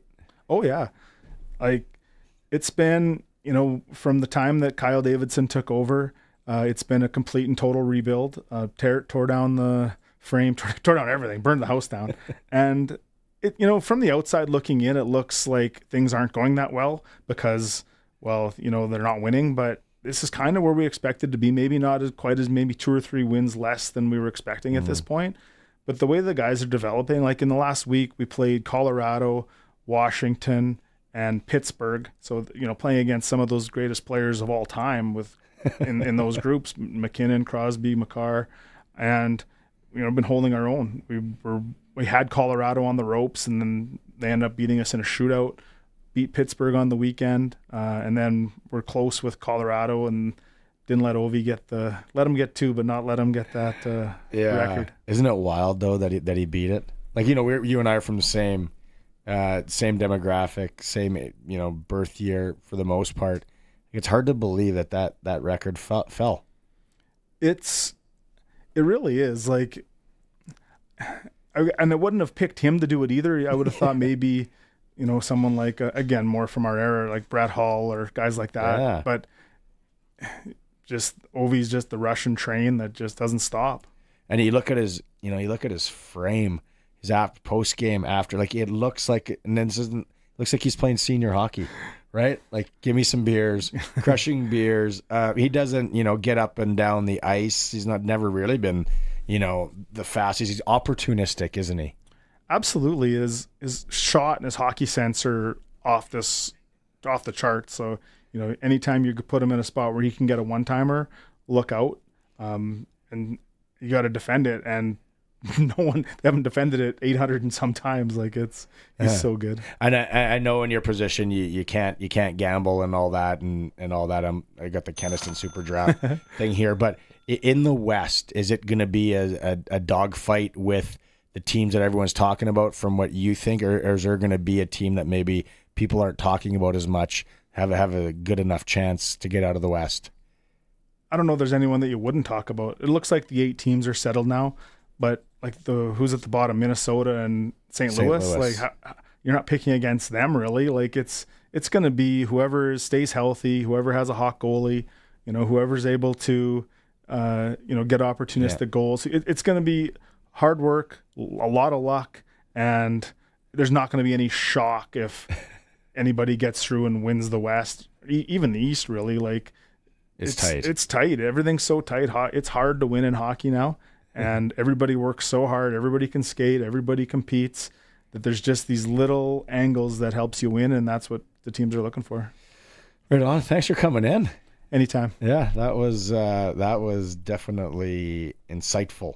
There's no way about it. Let's take a break. What do we have? SJHL report coming up with Benny Walchuk right after the break. It is the Sports Cage on 620 CKRM.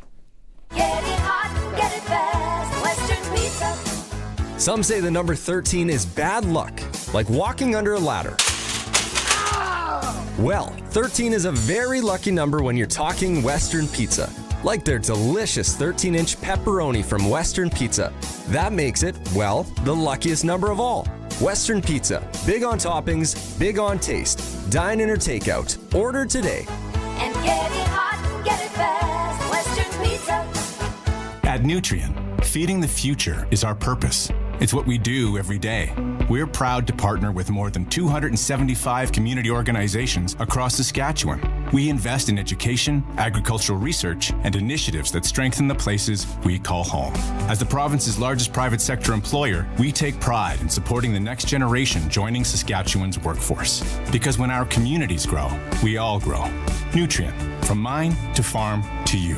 Nutrien.com/future. Brandt's Spring In and Win event is this weekend. Visit your Brandt dealer and save up to $4,000 or get 0% financing on select tractors, mowers, and utility vehicles. Stop in on April 11th or 12th, and you'll be entered to win a zero-turn mower just for showing up. Get the season's best savings exclusively from Brandt. Terms apply. See your local Brandt dealer for details. Country Corner, brought to you by Municipal Hail Insurance. Proudly serving farmers. MunicipalHail.ca. 620 CKRM is proud to support the 11th annual Leaders for Little Ones, Tuesday, April 15th. Fill up your tank at any Sherwood Co-op location. 20 cents from every liter sold goes directly to the Hospitals of Regina Foundation. Take in the First Nations University of Canada Spring Celebration Powwow, April 19th and 20th at the Brandt Centre. Full details at fnunivpowwow.ca. Get your ticket for the Regina Red Sox Sports Dinner and Auction, Saturday, April 26th at the Turvey Center. Guest speakers are Rider head coach Corey Mace and offensive coordinator Mark Mueller. ReginaRedSox.com. And spend your Saturdays with the Symphony. The Regina Symphony Orchestra Spring Frolic is this Saturday at Government House. More info online at reginasymphony.com. For more information, visit 620CKRM.com. Time now for the Saskatchewan Junior Hockey League reports with Benny Walchuk on the Sports Cage. The SJHL report is brought to you by Selfie Mainline Chrysler, the newest king of trucks. Worth the drive every time, guaranteed. It is Tuesday. Time to talk to Benny Walchuk. Oh, what are they playing in the background there? Figure skaters have it going rocking. I'm not sure what the song is. Not Saturday Night Get Together. Sounds like an Air Supply, maybe a Richard Marx. Yeah, figure skating. SJHL report is for Southie Mainline Chrysler right now. If you want to make the trip 30 minutes north of Regina, worth the drive every time, guaranteed. You can save up to $11,000 on a 2024 Ram 3500. Talk to Cody Mapes in hour one, Benny. So we'll get to that series in a second. Again, I know I'm not making it sound like I talk to a lot of guys, but I've been talking to people, Melfort, like people that get to see him live and in person for the first time, just how fast, strong, big, can play mean they are. What's your assessment of the Melfort Mustangs in the playoffs. Yeah, it's a defensive core that's very, very veteran. They're hard to play against, especially in the Melfort zone. And goaltending's makes some good saves for Christian Coombs have been good. And then their forward unit just taking advantage of it. They're a team that if you make a little mistake, it's going to probably end up as a good scoring chance or in the back of your net. And if you take penalties against this team, they're going to capitalize. And that's been the biggest factor right now. I think Terriers are 0 for 9 in the power play in the series, and the Melfort's 4 for 11. So that's been the biggest difference. I know the Friday night game got away from the Terriers a little bit, but on Saturday they were probably the better team that game. Just didn't capitalize on their chances, and then got undisciplined at some times where they had to kill off about 10 minutes in penalties with 2 5-minute majors. So it's discipline's a big thing. That's the message from Emery Olsen going into game number 3 tonight. Is going to be discipline against this team, and you can't make many mistakes like you did in the opening 2 games. You mentioned Melfort's goaltending a bit there. I can't remember who's the goaltender in Melfort, because one of those things is like, you're playing such a good hockey team, and then it's like, then you finally get a chance, and you got this stellar goaltender back. One of the most frustrating things I remember playing. Yeah, Christian Coombs is the goaltender, and you got Madani Malaka, of course, who spent time with the Pats. But Christian is a guy, maybe not the most technically sound goaltender, but seems like a little bit unorthodox at times, but he's making the stops when he has to. It's just like those old school goalies. But it's the guy likes to play the puck too. But when you're playing behind a defense core like they have, and they're playing without their defenseman of the year, Nick Andrusiak, who's out due to an injury as well. So that just shows the depth in this roster, the next man up mentality. And when you have a guy back there who's making the stop, you definitely have more confidence up front. Will home ice and having that last change, will that help Yorkton at all? I think so. Like Melfort's trying to play their kind of their checking line that just plays defense against the top unit with Jaron Denoyer, David Coyle. So I think that either get those guys on the ice a little bit more, maybe split them up here at times in the series. But I think home ice, I think this game 3 is going to be good for the Terriers. I think they're going to get off to a good start here if they can sustain it. I think they have a chance to get back in the series. But this is a pivotal game. This is a pivotal first period to get off to a good start, show that they can play with this hockey club. And they played well here at home. I think they just, the way the atmosphere, just like any other hockey team, they play well on home ice. And I think if the Terriers can win here in game number 3, it could be a whole different series, and we can go in for a very long time, despite the results in the opening 2 games. What kind of crowd will they get tonight there in Yorkton? I think Melfort's going to travel well. I think there might be a fan bus coming in. I'm not sure, but I think they'll still travel well. There's a lot of guys from the Saskatchewan region on this Melfort roster. And I think with the Yorkton Terriers, I think with the success of their opening round series against Melville, despite the opening 2 losses at Melfort, I think the guys and the fans have bought back into the Terrier organization. So I expect a pretty good crowd. I don't think there's too much bingos going on here in the community here on a Tuesday. So I think Tuesday is a good crowd on hand. So it should be great. The weather is really nice. Snow's melting. So I think it should be a very active crowd. I know they got some rally towels happening right now. So it should be a good atmosphere here too. Underground. Maybe there'll be underground games, underground bingo games. You know how those are out there. Helen, I heard, has a doozy of one. The other series, man, I talked to Cody Mapes. We'll probably play that interview again in hour 3. And I said, Benny Walchuk might know the stat, actually. When's the last time a team rolled into the Whitney Forum in the playoffs and stole 2 like that? I don't know what the playoff is. I think it's been like 6 or 7 years that a team went there and stole both games. I think it was Kindersley or something like that back in the day. But yeah, doesn't happen very often. It's usually you get them maybe LaRange Flin Flon trip, and then you get them on a back-to-back nights in Flin Flon, so they get an advantage. But yeah, it doesn't happen very often. And Boyd with the Weyburn Red Wings, I know talked to a lot of people that are at that game, and they said that's the best they've seen the Weyburn Red Wings play all season long. So they're peaking at the right time, and they're getting that good goaltending. And Angelo Zoll, goaltender, the MVP and the top goaltender. When you do that, you're probably gonna have good success. So I know.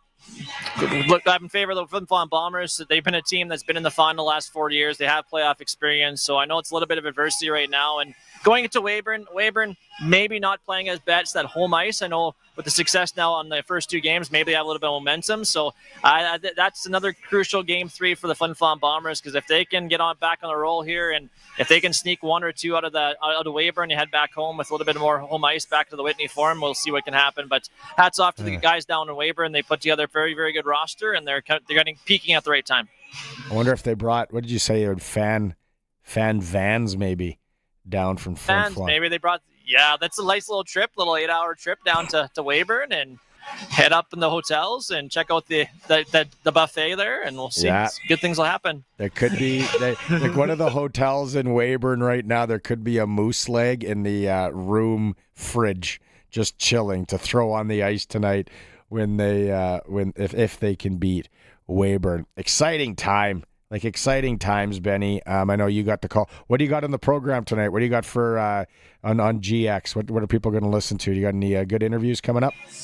We got a pregame show. We got the Coach Terriers head coach and GM Emery Lawson. First intermission, we'll have Quinn Tavader, a Terrier rookie forward, and then actually Clay Sleva, who's from Kenora, and he's going to be a free agent probably in the next few years for senior hockey. So if you hear Clay Sleva's name from Kenora, and I'm sure Kenora's got first grabs on him, but he played with the Malford Mustangs last year, won a league title. He's a former Terrier down the road in Kenora, so I had a chance to talk with him about the series and about the year as well and second intermission. Before we go, Barney, I just want to wish the best of luck to the Fort Knox. I know a lot of people in that organization and that roster, and I know be nice for them. I know they want to get it done tonight, but oh boy, that crowd would be nice in Game 6 on Thursday if they're not able to do it to win it back on home ice. But hats off to Jared Williams and the crew there in Fort Capel and wish them the best of luck. I think they have 2 or 3 fan buses heading up to Saskatoon here tonight, so it should be a great atmosphere there at the Rodham Arena.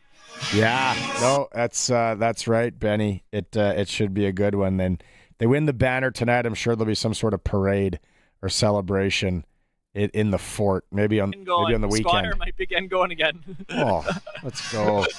If nothing else, we can set up in the parking lot. Hey, everybody grab blizzards and walk them down. Have a good call tonight, Benny. Thanks for doing this. Thanks, guys. Appreciate it. Yeah, that's Britney Spears now playing in the background. Yeah, it is. Britney Spears on the Sportscage. That's. We're going to talk about the PJHL, the Junior B Loop in a bit here because Fort Knox heading into Saskatoon, 8 p.m. puck drop tonight in hour 3, pre-recorded because he's getting ready for the game. Liam Cody, a forward with Fort Knox, will join us. If you're just driving home and you're talking, what are these guys talking about here? Local hockey around the province. Prince Albert, Saskatchewan tonight, 3,500 people. I am, if you're watching the stream, wearing my Prince Albert Raider hat. Thanks to the fellas for dropping that off a little while ago. It's 3,500 in the Art Hauser Center. They don't allow milk crates anymore. They got rid of that. That's devastating. PA, come on. Thought you were tougher.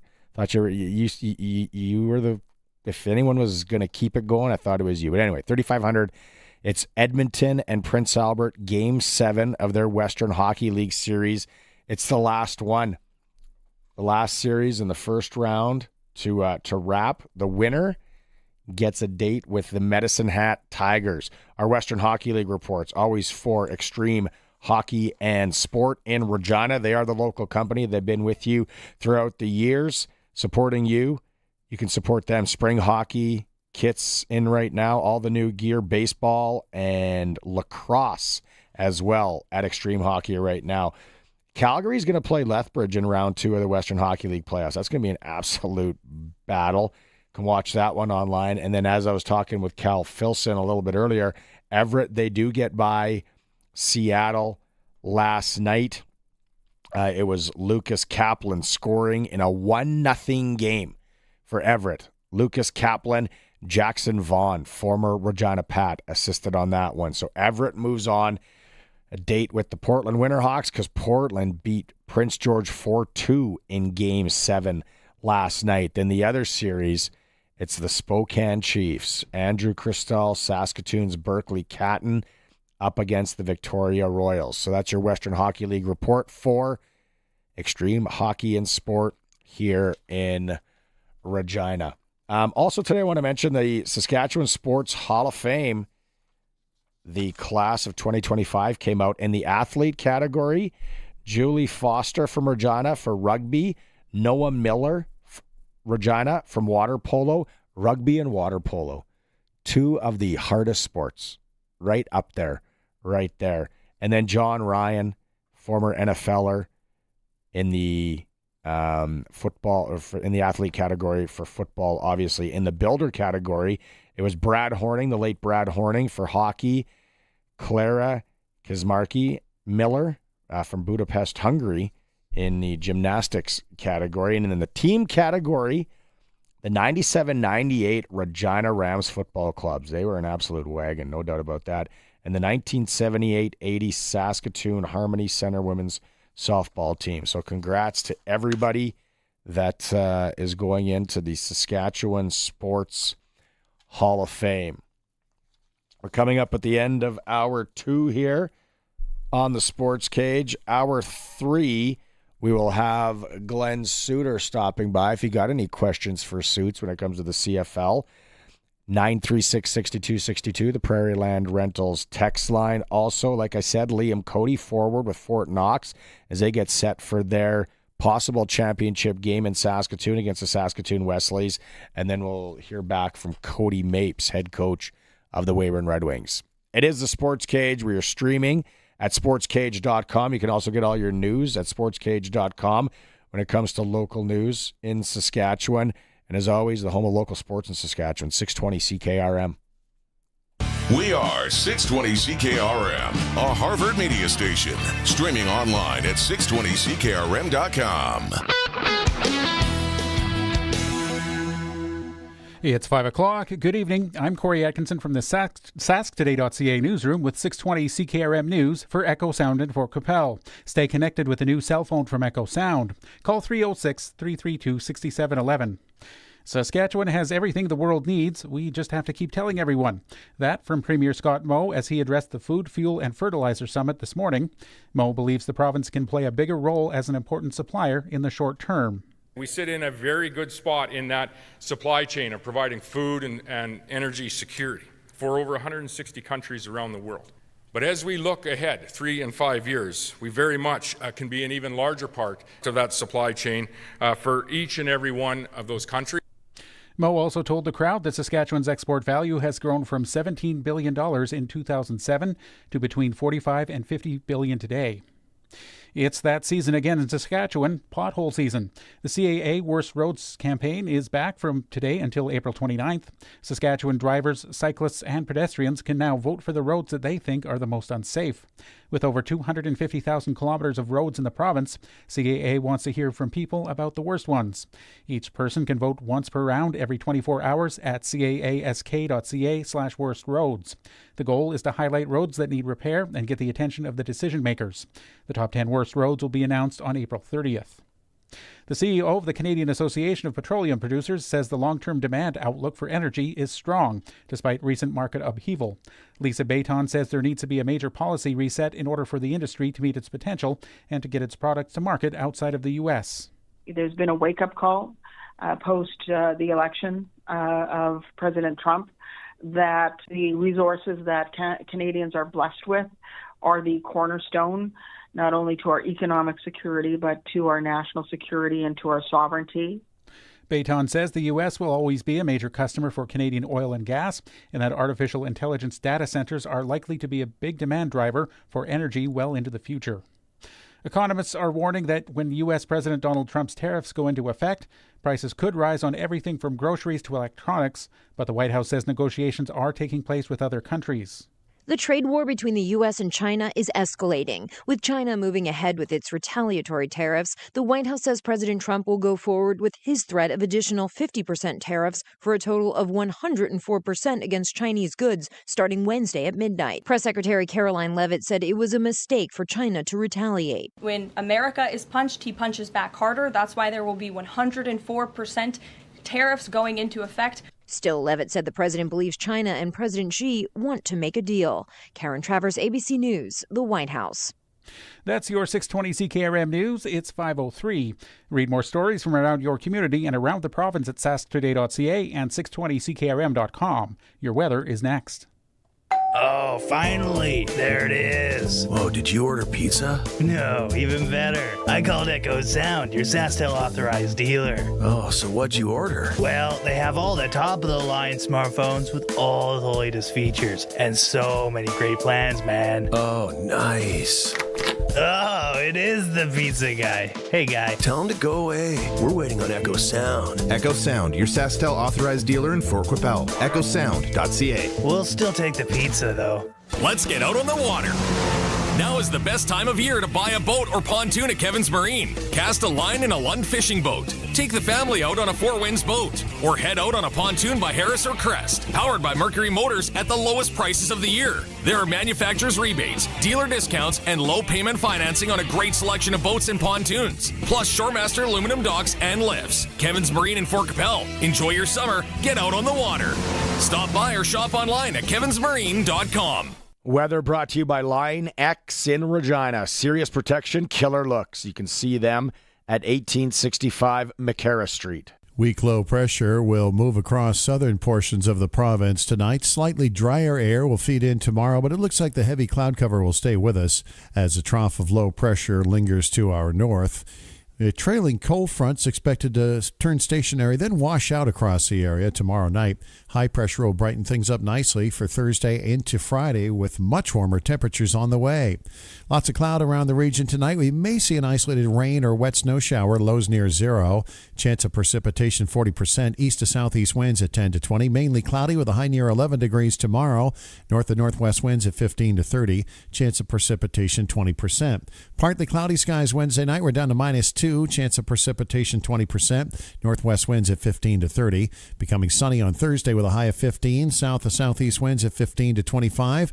Partly sunny, warm 20 on Friday. Partly sunny 15 Saturday. With your 620 CKRM Precision Weather Forecast, I'm meteorologist Russ Murley. He's at it again. Matt sharpening his pencil to save you money at Matt's Furniture. Now till May 7th, make it a suite with all new Whirlpool appliances. Get a brand new Whirlpool 31 cubic foot French door refrigerator, just $19.99. Get the Whirlpool electric range with air fry for only $14.49. And get the Whirlpool 47 dBA dishwasher and 1.7 cubic foot microwave. Make it a suite with Whirlpool and Matt's Furniture. See you in store today for details. Matt's Furniture in Fort Capel, Kamsack, Melville, and Foam Lake, or online at mattsfurniture.ca.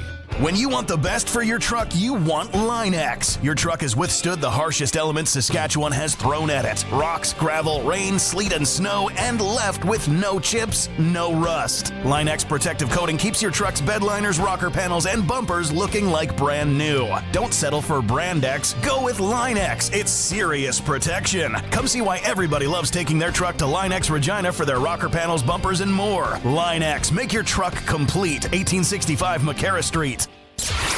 Broadcasting from Century Studios in downtown Regina, Harvard Media presents The Sports Cage, where Saskatchewan comes to talk local sports. Brought to you by Sask Lotteries, bringing communities together. Sask Lottery products fund over 12,000 sports, culture, and recreation groups across Saskatchewan.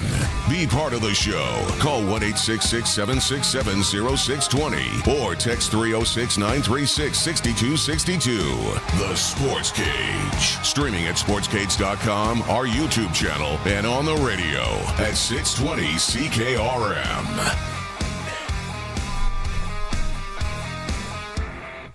Welcome back. Thanks to everyone who's been participating on the Prairie Land Rentals text line. A lot of questions about Prince Albert's rink. They're still playing at the Art Hauser Center. I think there's plans for a new rink for the Raiders to play in, but it obviously not done. It'll be awesome tonight there. 3,500 strong. You can get in on the Prairie Land Rentals text line since 1986. Big or small jobs. You get to deal with the owner at 600 Albert Street. Thanks to all our guests who have joined on the Western Pizza Guest Hotline. That's right. Yeah, a lot of you driving home. We're looking out the window here. Like I said earlier, you know what's in the fridge. You don't want that smoke. Western Pizza. Pick up a pie, maybe the Greek favorites you like at any of the local Western pizzas. It is that time, boys. Let's talk to Glen. Time now for press coverage with CFL and Saskatchewan Roughrider legend Glen Suitor on the Sports Cage. Brought to you by Bronco Plumbing and Heating, where professional service is guaranteed. They'll treat you right. 781-2090. Glen, how's the How has the week been for Glen Suitor? It's kind of that time in the CFL season, right? Not a lot going on. No, not a lot going on. I mean, it is busy for the GMs. It's busy for the teams. They're preparing. This is right about when I start putting together charts, taking a look at rosters as they stand right now. That's going to change because, there'll be cuts in training camp and the draft is important and all of the trades that could happen. There's not that many usually, but it can happen. And, start to get that together. Plus, I've just, Barney, been overly optimistic, I think. I've got to rein it in, I think, a little bit, that there's some real potential here to see the game of football in our country grow in a big, big way. I had a return sort of back and forth message with Stuart Johnson, our new commissioner. We are going to get together very soon, and I just have a real good feeling about how he's going to approach things.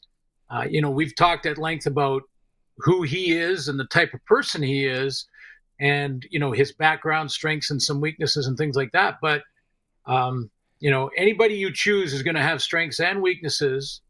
And it's how they approach that's going to make the difference as to whether or not they're great or not. And I think when he comes in saying, I have to know who I need to, build as a staff and then take that and run with it with the board. I think I'm excited like I haven't been since maybe when I started broadcasting and thought this is a brand new job. And now how can I help grow the game from the broadcast booth? Now I can look at it and say, I know the new commissioner very well. How can I assist him through TV and through radio and podcasts? How can I assist him in achieving the goals of the league that he envisions? Yeah, I don't know if you and I talked about this last week, but you just think about it, like from coming from the media side, where the biggest revenue source for the teams is this media deal, is the TV deal. Like, you'd have to be crazy not to think like he knows where it can be better for both sides. It's like, hey, here's something you guys should have been asking TSN all along. Or, from the TSN side, well, hey, maybe the CFL should look at doing this to streamline things or to make things easier. It's just, to me, it just makes sense. Yeah, and that as we talked about on Thursday is the biggest probably goal and objective that the new commission will have. I mean, that new TV deal is right in his wheelhouse. As you mentioned, he'll know both sides of that argument. And he also understands the evolution of the business now, not just the relationship between the league and TSN, but also the business itself, the streaming services. How are they going to fit into this in the big picture?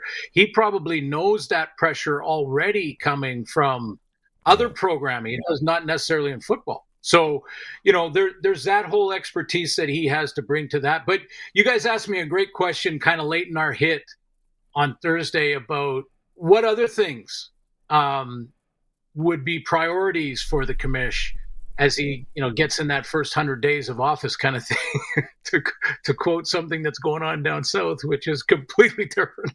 Yeah.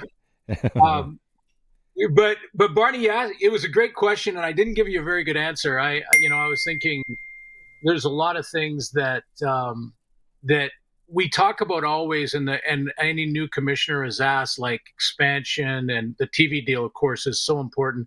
But the TV deal is still 2 years away. So, while he builds that plan, I think it's important to do a whole bunch of other things. And sort of the top three for me would start with, again, that idea of knowing what you know and what you don't know and hiring accordingly. And then put together an excellent staff. And the number one objective from that moment on is to create your narrative, the narrative that is truthful, that is respectful to the game, respectful to other leagues, respectful to other sports. Put together that narrative and then make sure that every stakeholder in the league understands it. I always make the analogy when I'm having this discussion about if I was a Coke salesman, not a Pepsi salesman. Oh. So I'm selling Coke, not Pepsi. And I walk into a guy's store, restaurant, and say, hey, I've got this product. It's Coke. It's really good. It's not as good as Pepsi, but it's good. It's really good, and it's kind of ours. It's Canadian. We have a manufacturing plant here, but the other one is better. It's bigger, and we know that. But I want you to buy Coke. I mean, yeah, go away. So sales better than anybody. So I know sales. I wouldn't say better than anybody. And for the record, we're talking about Coca-Cola. Get your head out of the gutter, Curtis. Yes. So create that narrative that is not fabricating, not fake news, not trying to make the league something that it's not. Just look at the best attributes of our game, which starts with the athletes, and then build that narrative, and then make sure that every governor, every stakeholder, all the way down to the equipment managers and staff, everybody understand what that narrative is, and that is the messaging going forward. Go ahead, Curtis, if you want to hit it. Hit the bell. There it is. And then that's really the first step. Then it's like number 2 is look at the foundation of our league. We're building a house here. So not rebuild the foundation, not rip it down and rebuild it.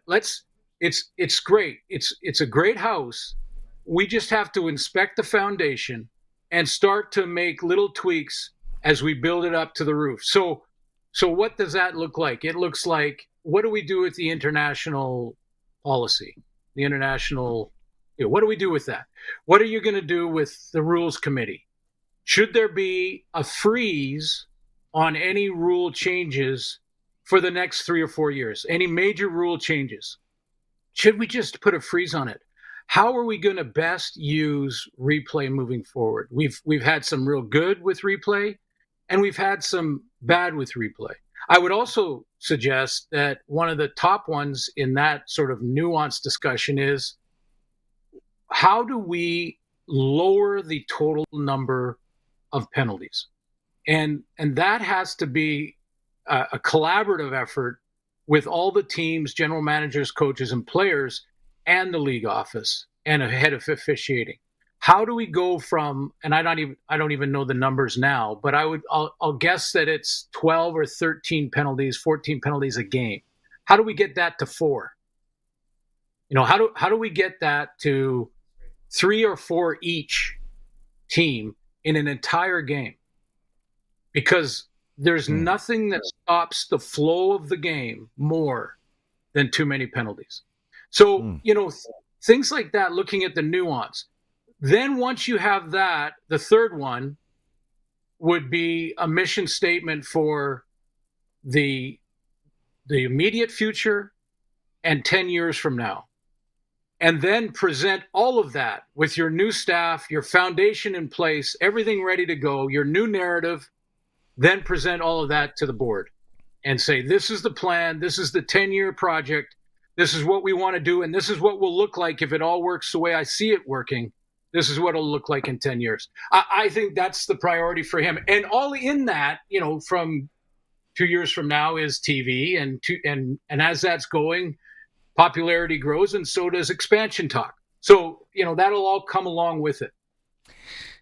If you could change one league, if you could change one rule in the league, what would it be? I would work on right now the replay. I would work on the eliminating some of how we use replay. It's too intrusive now. And when we start to, and this has only happened a few times, but I get nervous when a precedent starts getting set and all of a sudden you see more and more of it, and then it becomes commonplace. And that is penalties being called, which is really illegal, from the command center, or all of the real-time interaction from the command center. That starts to get to a point where we're officiating from the command center. And I don't believe we need to go anywhere near that. This to me has to be pulled back in a big way. And believe me, I've evolved here. People, if they pull up clips from me 5 years ago, they would have said, I love this idea because pass interference is so punitive. It can be an 80-yard penalty. We need to get that play right So we need replay to see that play. And what I've found is we're not necessarily getting some of these calls right or wrong. We're just adding other opinions and other perspectives. So if you're a big offensive guy, you're looking at it saying, nah, it was fine. No offensive PI there in my mind. But the command center might be a defensive-minded guy, and he's saying, no, that was definitely. You know what I mean? It's just another opinion. So that's what I would look at. I would leave the single, the missed field goal. I know that's a big topic of discussion. I would leave it for now. And by the way, the only tweak I think I would look at, and maybe we could get U Sports to help us experiment with this before we implement it at the pro level. If a ball that's missed, a field goal that's missed, is not playable, so the returner can't get to it, it's over his head, it's out of bounds, any ball that is missed and bounces out of the back of the end zone is not a single point. So you can't get a single on a 10-yard missed field goal when you just hook it, like I do a lot of golf shots, right into the water. So you can't get the single off that type of miss. But if you're attempting a 60-yarder that's playable and you miss and they decide to give up or not give up, then you get the single. That's not my idea, by the way. That's a couple of fans, one certainly in Calgary that I get emails from all the time. Oh, there you go, fans. He reads his emails. You can. No, but it's a good idea, and it's been talked about for years as a small tweak to the single. But I wouldn't take it out. No way. Yeah. The Riders yesterday, and I don't know. You know what? I'm curious what your take is. They signed, just bringing them in. They add Aussie punter Bailey Flint, so another Australian that kicks the ball. Back in your day, I can't even know who punted for you. Dave didn't do both jobs, did he? No, we had Lazchuk. There was a few punter. Oh, Terry Baker. Terry Baker was our punter. That's the guy I was thinking about, and I couldn't come up with my mind. But what's your take on all these Aussies coming up and booting balls? Well, I have mixed emotions because I'm okay with a team scouting and finding a guy in Australia or Europe or Mexico that can pound the heck out of the ball and is going to be a great directional punter, because to me that's more important than somebody who can just crush it. Can you put it inside the 10-yard line 80% of the time when you're in range? Because that's more important than just crushing the ball. So, you know, I'm okay with teams scouting and this whole international program to bring awareness and have athletes start to think about the CFL if they're playing in Italy or Australia or wherever, and to have that communication. But until we can see real revenue possibilities from that, I think that has to be pulled back to where it's not mandatory to have a roster spot, but it is, go and scout the Australian, and he's the best kicker and he beats out the Canadian kid or the American kid that's kicking for you. All the power to him. Great. We'll take him. But if not, then, let's look at growing the roster with Canadians first, Americans as well, because that's, the factory for football factory that the U.S. is. If we're going to expand the roster, let's expand it by 2 more Canadians and 2 more Americans. That'll lower injuries. Again, this is a nuanced discussion. The foundation of the league. Increased roster size will decrease injury issues because fatigue adds to injury. And when your starting halfback on defense has to cover every kick and return and be on the kick return team as well, he's going to be more fatigued, and that's when injuries are more likely. I know you're such a big proponent of all football at minor levels and flag football. But sportscage.com, we have the story. Dave Thomas had it out yesterday.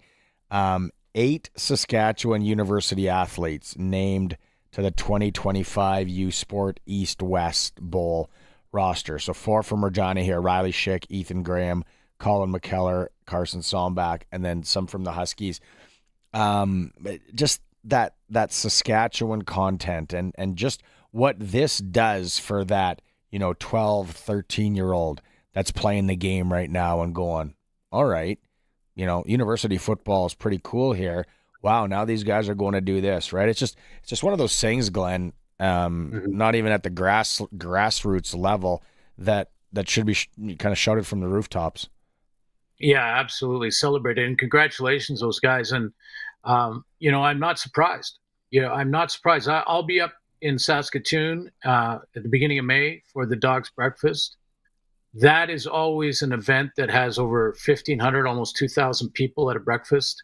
And to see the young men come across the stage that are sort of beginning their college journey and receiving their handshake from the head coach and then their uniform, and they're coming on. It's no coincidence that Saskatchewan has one of, if not the best fan base in our country with this game of football. It's no coincidence that they spend as much time as they do developing minor football and the kids and giving them that introduction early through flag and even early in tackle, but that the emphasis and priority on minor football in Saskatchewan is one of the main reasons that at the pro level it has such a rabid fan base. Like, introduce the young kids to the game, they will themselves figure out how valuable it is to their self-esteem, to their team building, to leadership, how to lead, how to follow, how to understand the importance of discipline and the importance of learning discipline. I mean, that to me is the one thing that's missing in society more than anything, is that we've forgotten how important to be disciplined is. And that could just mean, I'm not going to have that extra whatever because it's not good for me. And I'm going to just to be strong in your head to be able to fight through those temptations. Football teaches you that. You have no choice but to be disciplined when you play football. So I love it. I'm glad you brought it up, Barney, because we do have to shout from the rooftop when those things happen. That's part of this great narrative, why this game is so valuable to young people. And that's boys and girls. Yeah. Oh, for sure. Okay, before we let you go, I got to ask you this. There's a couple of massive hockey games in the province tonight. One's in Prince Albert, the Raiders and Edmonton. Game 7, Western Hockey League. Winner moves on to the next round. And the other one down the road in Weyburn, Game 3 between Flin Flon and Weyburn in the SJHL. Yep. Talked to the fellas earlier. We got a little bit of a list here. Sporting event etiquette. You were just at a soccer game at a massive soccer stadium in Europe. There's nothing like it. It's pretty cool. Now, what etiquette at a sporting event that just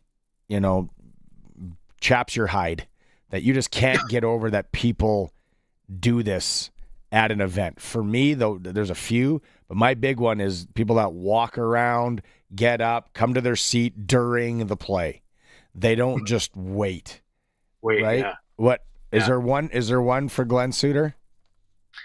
Yeah, there's actually there's two. There's two. And I didn't get this question pre-show, so yeah. but there is definitely two for me.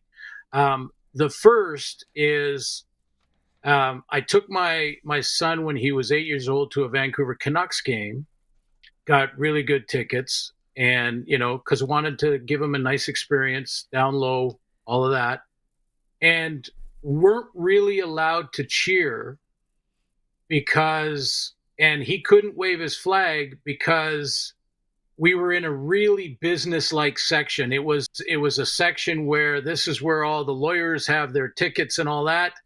And you're not allowed to have an 8-year-old in there waving the Knox flag, those little tiny ones that's not in anybody's way or anything, and getting excited. And he was getting more excited about the inflatable whale that was floating around dropping stuff as he was about the hockey game. Yeah. But I just thought, come on, guys, let the kids have some fun here. That's one concern that I think the NHL has moving forward is, make sure you're putting fans in your buildings, not just corporate people. I'm sure that's a Toronto discussion more than anything.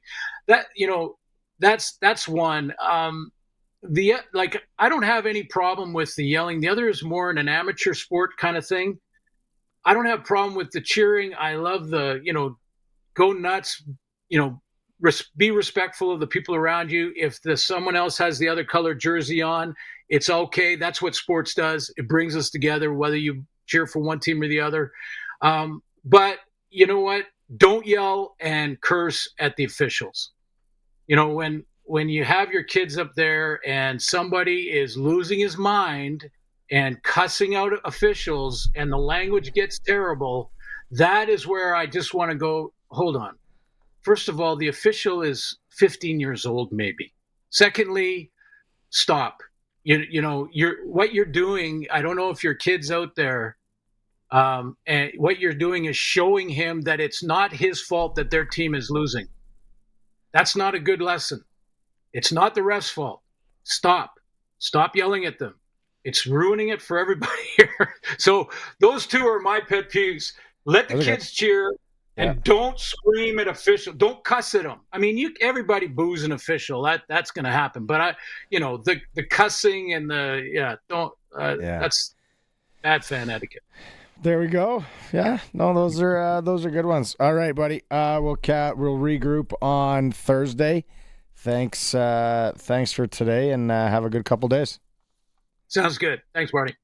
Right on. That is press coverage with Glen Suitor for Bronco Plumbing and Heating, where professional service is guaranteed. They'll treat you right at 781-2090.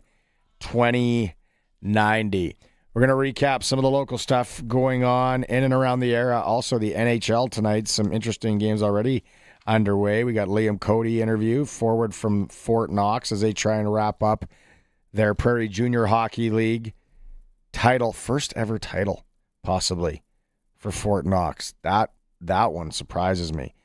Big night up in Saskatoon for them. And then also, like I said, in Weyburn, the Red Wings getting set to host the Flin Flon Bombers with a surprising 2-goal lead. It's the Sports Cage. We are the home of local sports and the Saskatchewan Roughriders on 620 CKRM.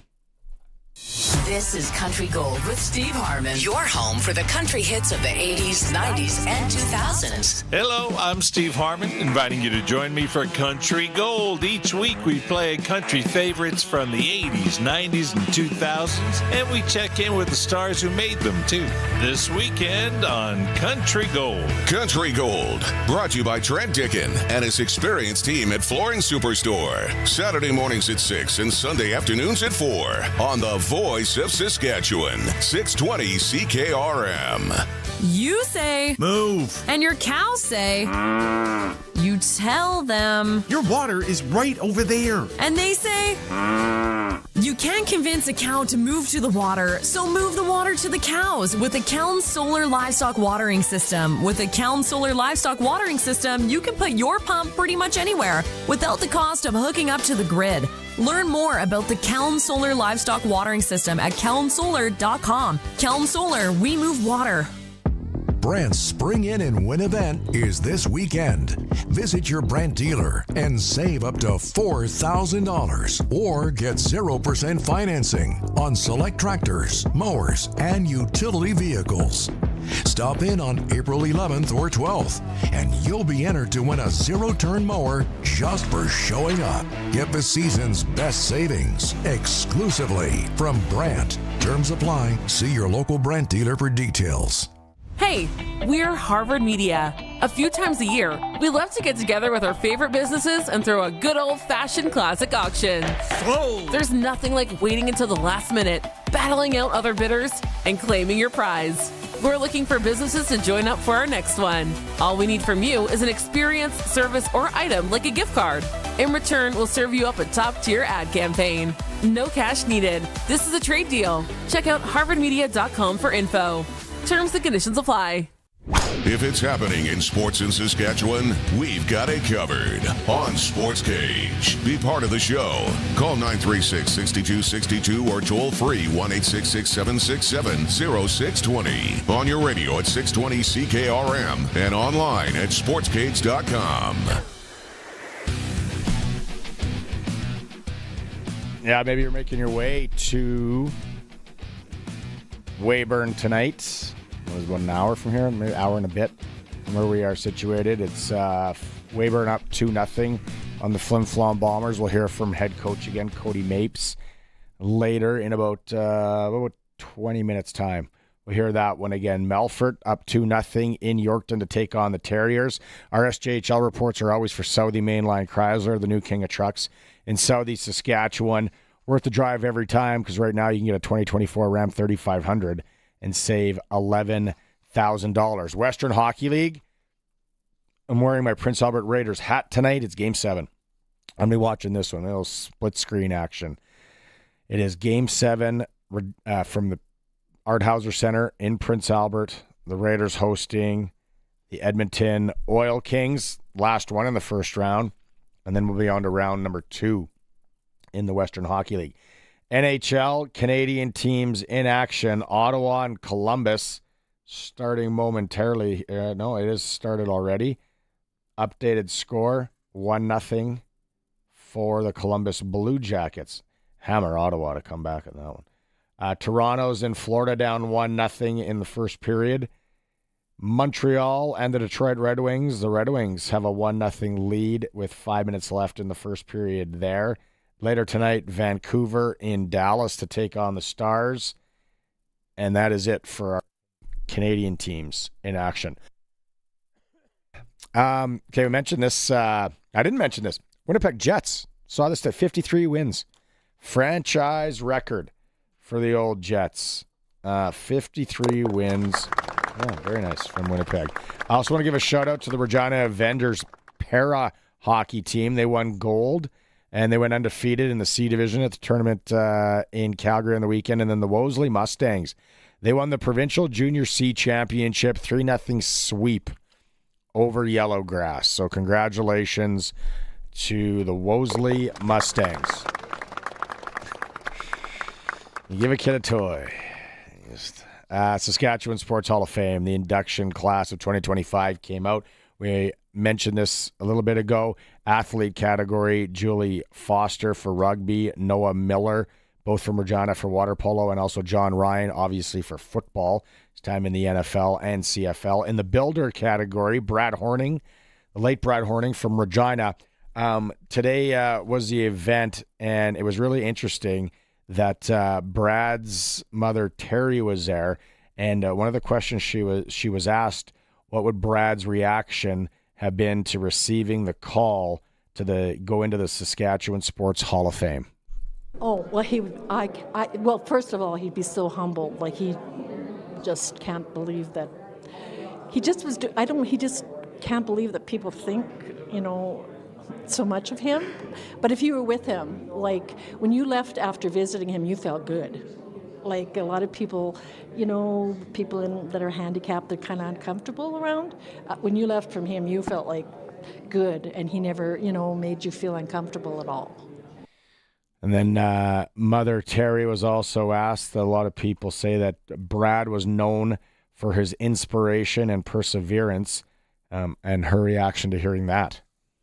I think some of it came from his dad, too. I mean, his dad played hockey, too, and, when he got hurt, they both decided they weren't going to feel sorry. But my husband said to Brad, I'm not going to feel sorry for you, and you don't feel sorry for me, and that was the way they led their life. Yeah, so it's that's great. I didn't get to know Brad, but I interactions a few times with him. What just an inspiration. After getting paralyzed in that hockey game back in the 80s, ended up scouting Really cool story. So he's going in the builder category, and Clara Kazmarki-Miller in gymnastics. In the team category, the 1997-98 Regina Rams football teams. They are going in, and the 78-80 Saskatoon Harmony Center women's softball team. So the Saskatchewan Sports Hall of Fame class of 2025. For more, you can go to sportscage.com and read up there the write-up that our team has on there. Don't forget, also, you want to be a Sportscage Insider. Sportscage Insider Report. You get scores, the latest news, opportunities to win VIP access to the biggest events. You can click on sportscage.com, and we'll walk you through it there. If you're watching the stream, you have the, what's that, QR code. The kids call it. The QR code makes it nice and easy. QR codes have really made things easy in this day and age. The Tuesday Sports Cage is for Saskatchewan Lotteries, bringing communities together. Sask Lottery products fund over 12,000 sport, culture, and recreation groups across Saskatchewan. We talked earlier with Colson and Curtis about sporting events, just because the rink in Prince Albert tonight at the Art Hauser Center will be jammed. 3,500 people in there.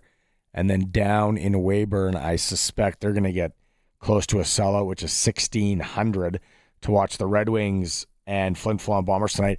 And then sports event etiquettes. Now, Colson, flip your mic on there. Yours was kind of more based around the employees at different events. Yeah, no, I was just saying, especially in winter in Saskatchewan here, you've got the parking attendants outside, right? I don't think they really want to be there. They're just doing their job. Don't be mean to them. And then the fast food employees or attendants who are in the building, ticket attendants and all of them, again, they're just doing their job. They're just trying to keep things orderly, get you into your seat, get you out of your seat, get your hot dog, drink, whatever it is. Just be nice to them. Like, you don't need to cause a scene. If you're upset about the game, fair enough. There's probably other people that are too, but they literally don't have anything to do with the game. I don't know why you're taking it out on them. And Curtis's was, well, Curtis actually kind of just told two stories, but it was kind of more based around fans just being totally obnoxious, right? Yeah, just people being kind of like unruly and maybe getting into some fights or stuff at games. Yeah, like if I find it like really hard that, like, I just find it like crazy that people even like get into fights with other people at sporting events. Like, when's the last time you started throwing fists with someone at an event because they're just being crazy, Barney? Never. Never. Exactly. Like, is it really that hard to go out in public and not fight someone? I think it's like such a thing now to get onto social media and for people, and everyone does have a camera, but it's like, yeah, it seems like the popular thing is to get into a fight. I feel like Philadelphia is always near the top. I have had interactions with Philadelphia fans at other rinks and football stadiums. Yeah, and they seem a little too hot, a little too passionate. My big ones we talked about was getting up during a play or just walking to your seat while a play's on. You got to wait in 2025. You got to wait. And then tonight, on the heels of the Art Hauser Center being packed and Weyburn probably being packed, is what's the etiquette in saving a spot for a buddy? I get the bathroom break. You got, what, 7 minutes, 8 minutes-ish? But you got to tell the people that are squeezing, be like, hey, I got to go to the bathroom. By then, you should be good enough friends. But to start of a game, you got to be elbows up there. And I don't know how long or how late your friend can be. Curtis, you said that trying to save a row or something like that. Yeah. Good luck. You can't do that. That's a no-go. You can't save a whole row, just like period.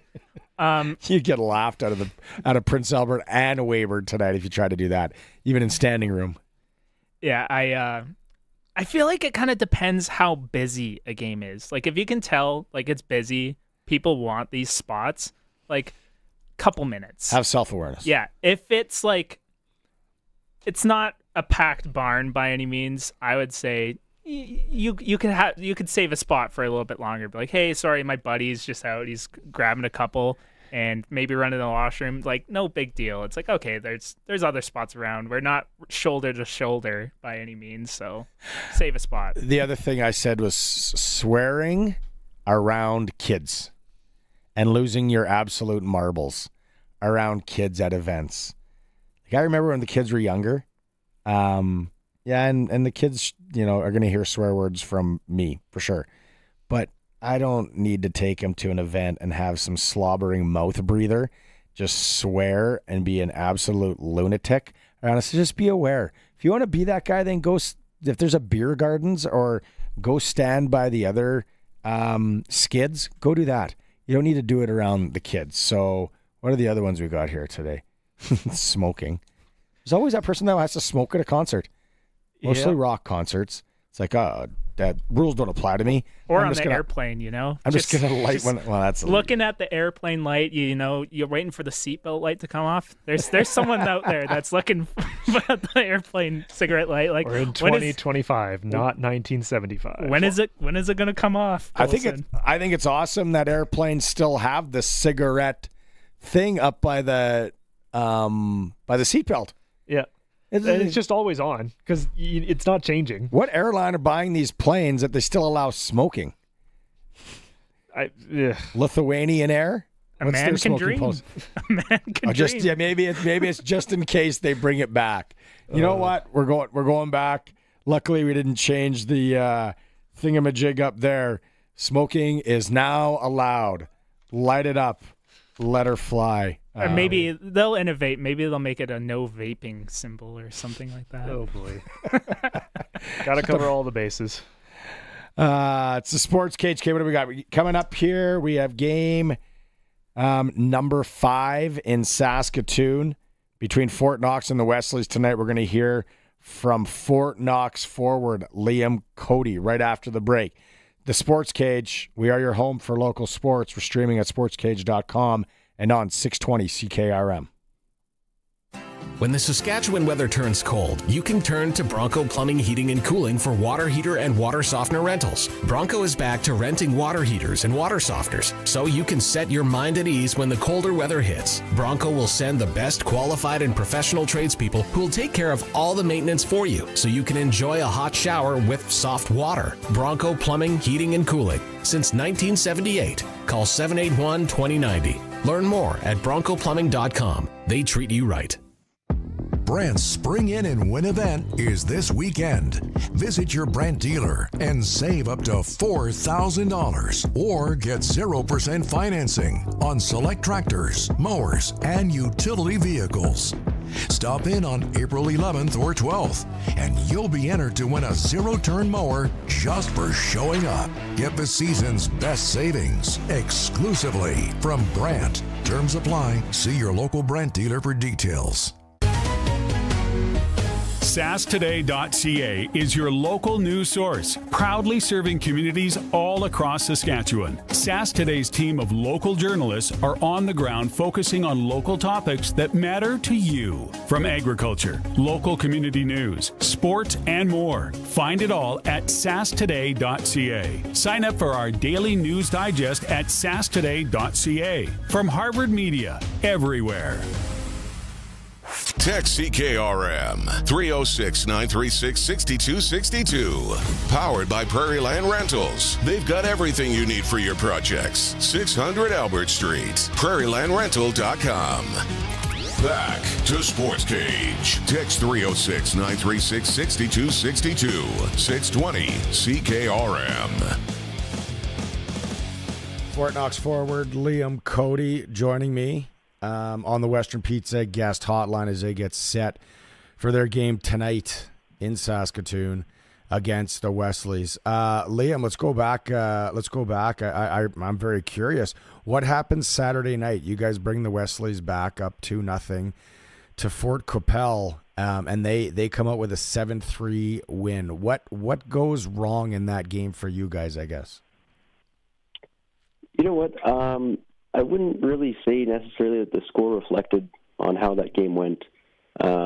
obviously we knew that the Wesleys were going to make a push. I mean, they're in the finals for a reason, right? So, with that being said, it's just the small details, right? Little things fall apart, and they're the type of team that'll make you pay.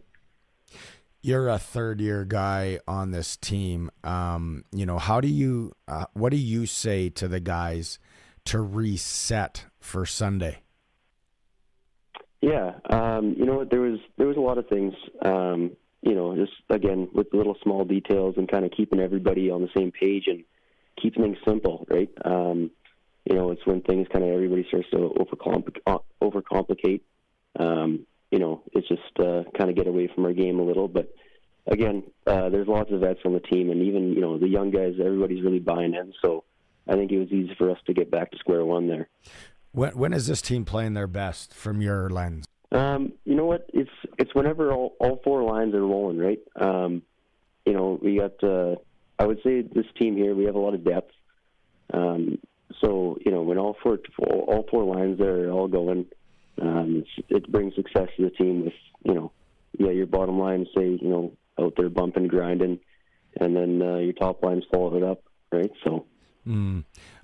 Let's go back to Sunday night, because it could easily be 2-2 going back to Saskatoon, right? It's an overtime win. Obviously a nail biter. Things are getting a little tense. As a leader, are you trying to keep guys calm?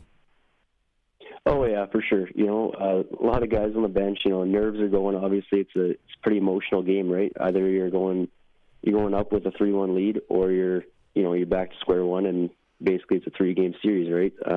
Going back to their barn. With that being said, just kind of guys come off, keeping the morale up on the bench and everything, and keeping guys in line. What are you expecting tonight from the Wesleys? Obviously they're going to make a push. Like I said, they're a skilled team. They deserve to be here just as much as anybody. And obviously they've got some pretty skilled guys there. And going back to their barn, I mean, last time we were there, they had a couple fans going and chants were going. So I'm sure the energy will be going in the building, and they're not going down without a fight, right? So. You're a Manitoba guy. Now you're working out there. You've been there for 3 years, so you are kind of like a local. How important and how much are you guys talking about winning the first banner for that organization to hang in that rink? Oh, it's been crazy. Even just the energy in town. You can tell everybody's getting excited, and all the local boys are all super excited, and everybody within the organization, it's super exciting. All right. Well, yeah, you guys, it's an important one. It's a big one tonight, 8 p.m. puck drop. Thanks for taking some time, and go and get it. Yeah, thank you very much. I appreciate it. Puck drop for Fort Knox up in Saskatoon, 8 o'clock tonight against the Wesleys. A chance to wrap it up. Could be hanging a banner, some sort of celebration in Fort Knox or in Fort Qu'Appelle this weekend. That'd be cool to see. It is the Sports Cage. We're going to come back. If you missed the interview with Cody Mapes earlier in the program, we're going to rerun that. Cody Mapes, head coach of the Weyburn Red Wings. They're in a big one tonight, playoffs at home against Flin Flon. Sports Cage, we are the home of sports in Saskatchewan. We're streaming at sportscage.com and always on 620 CKRM.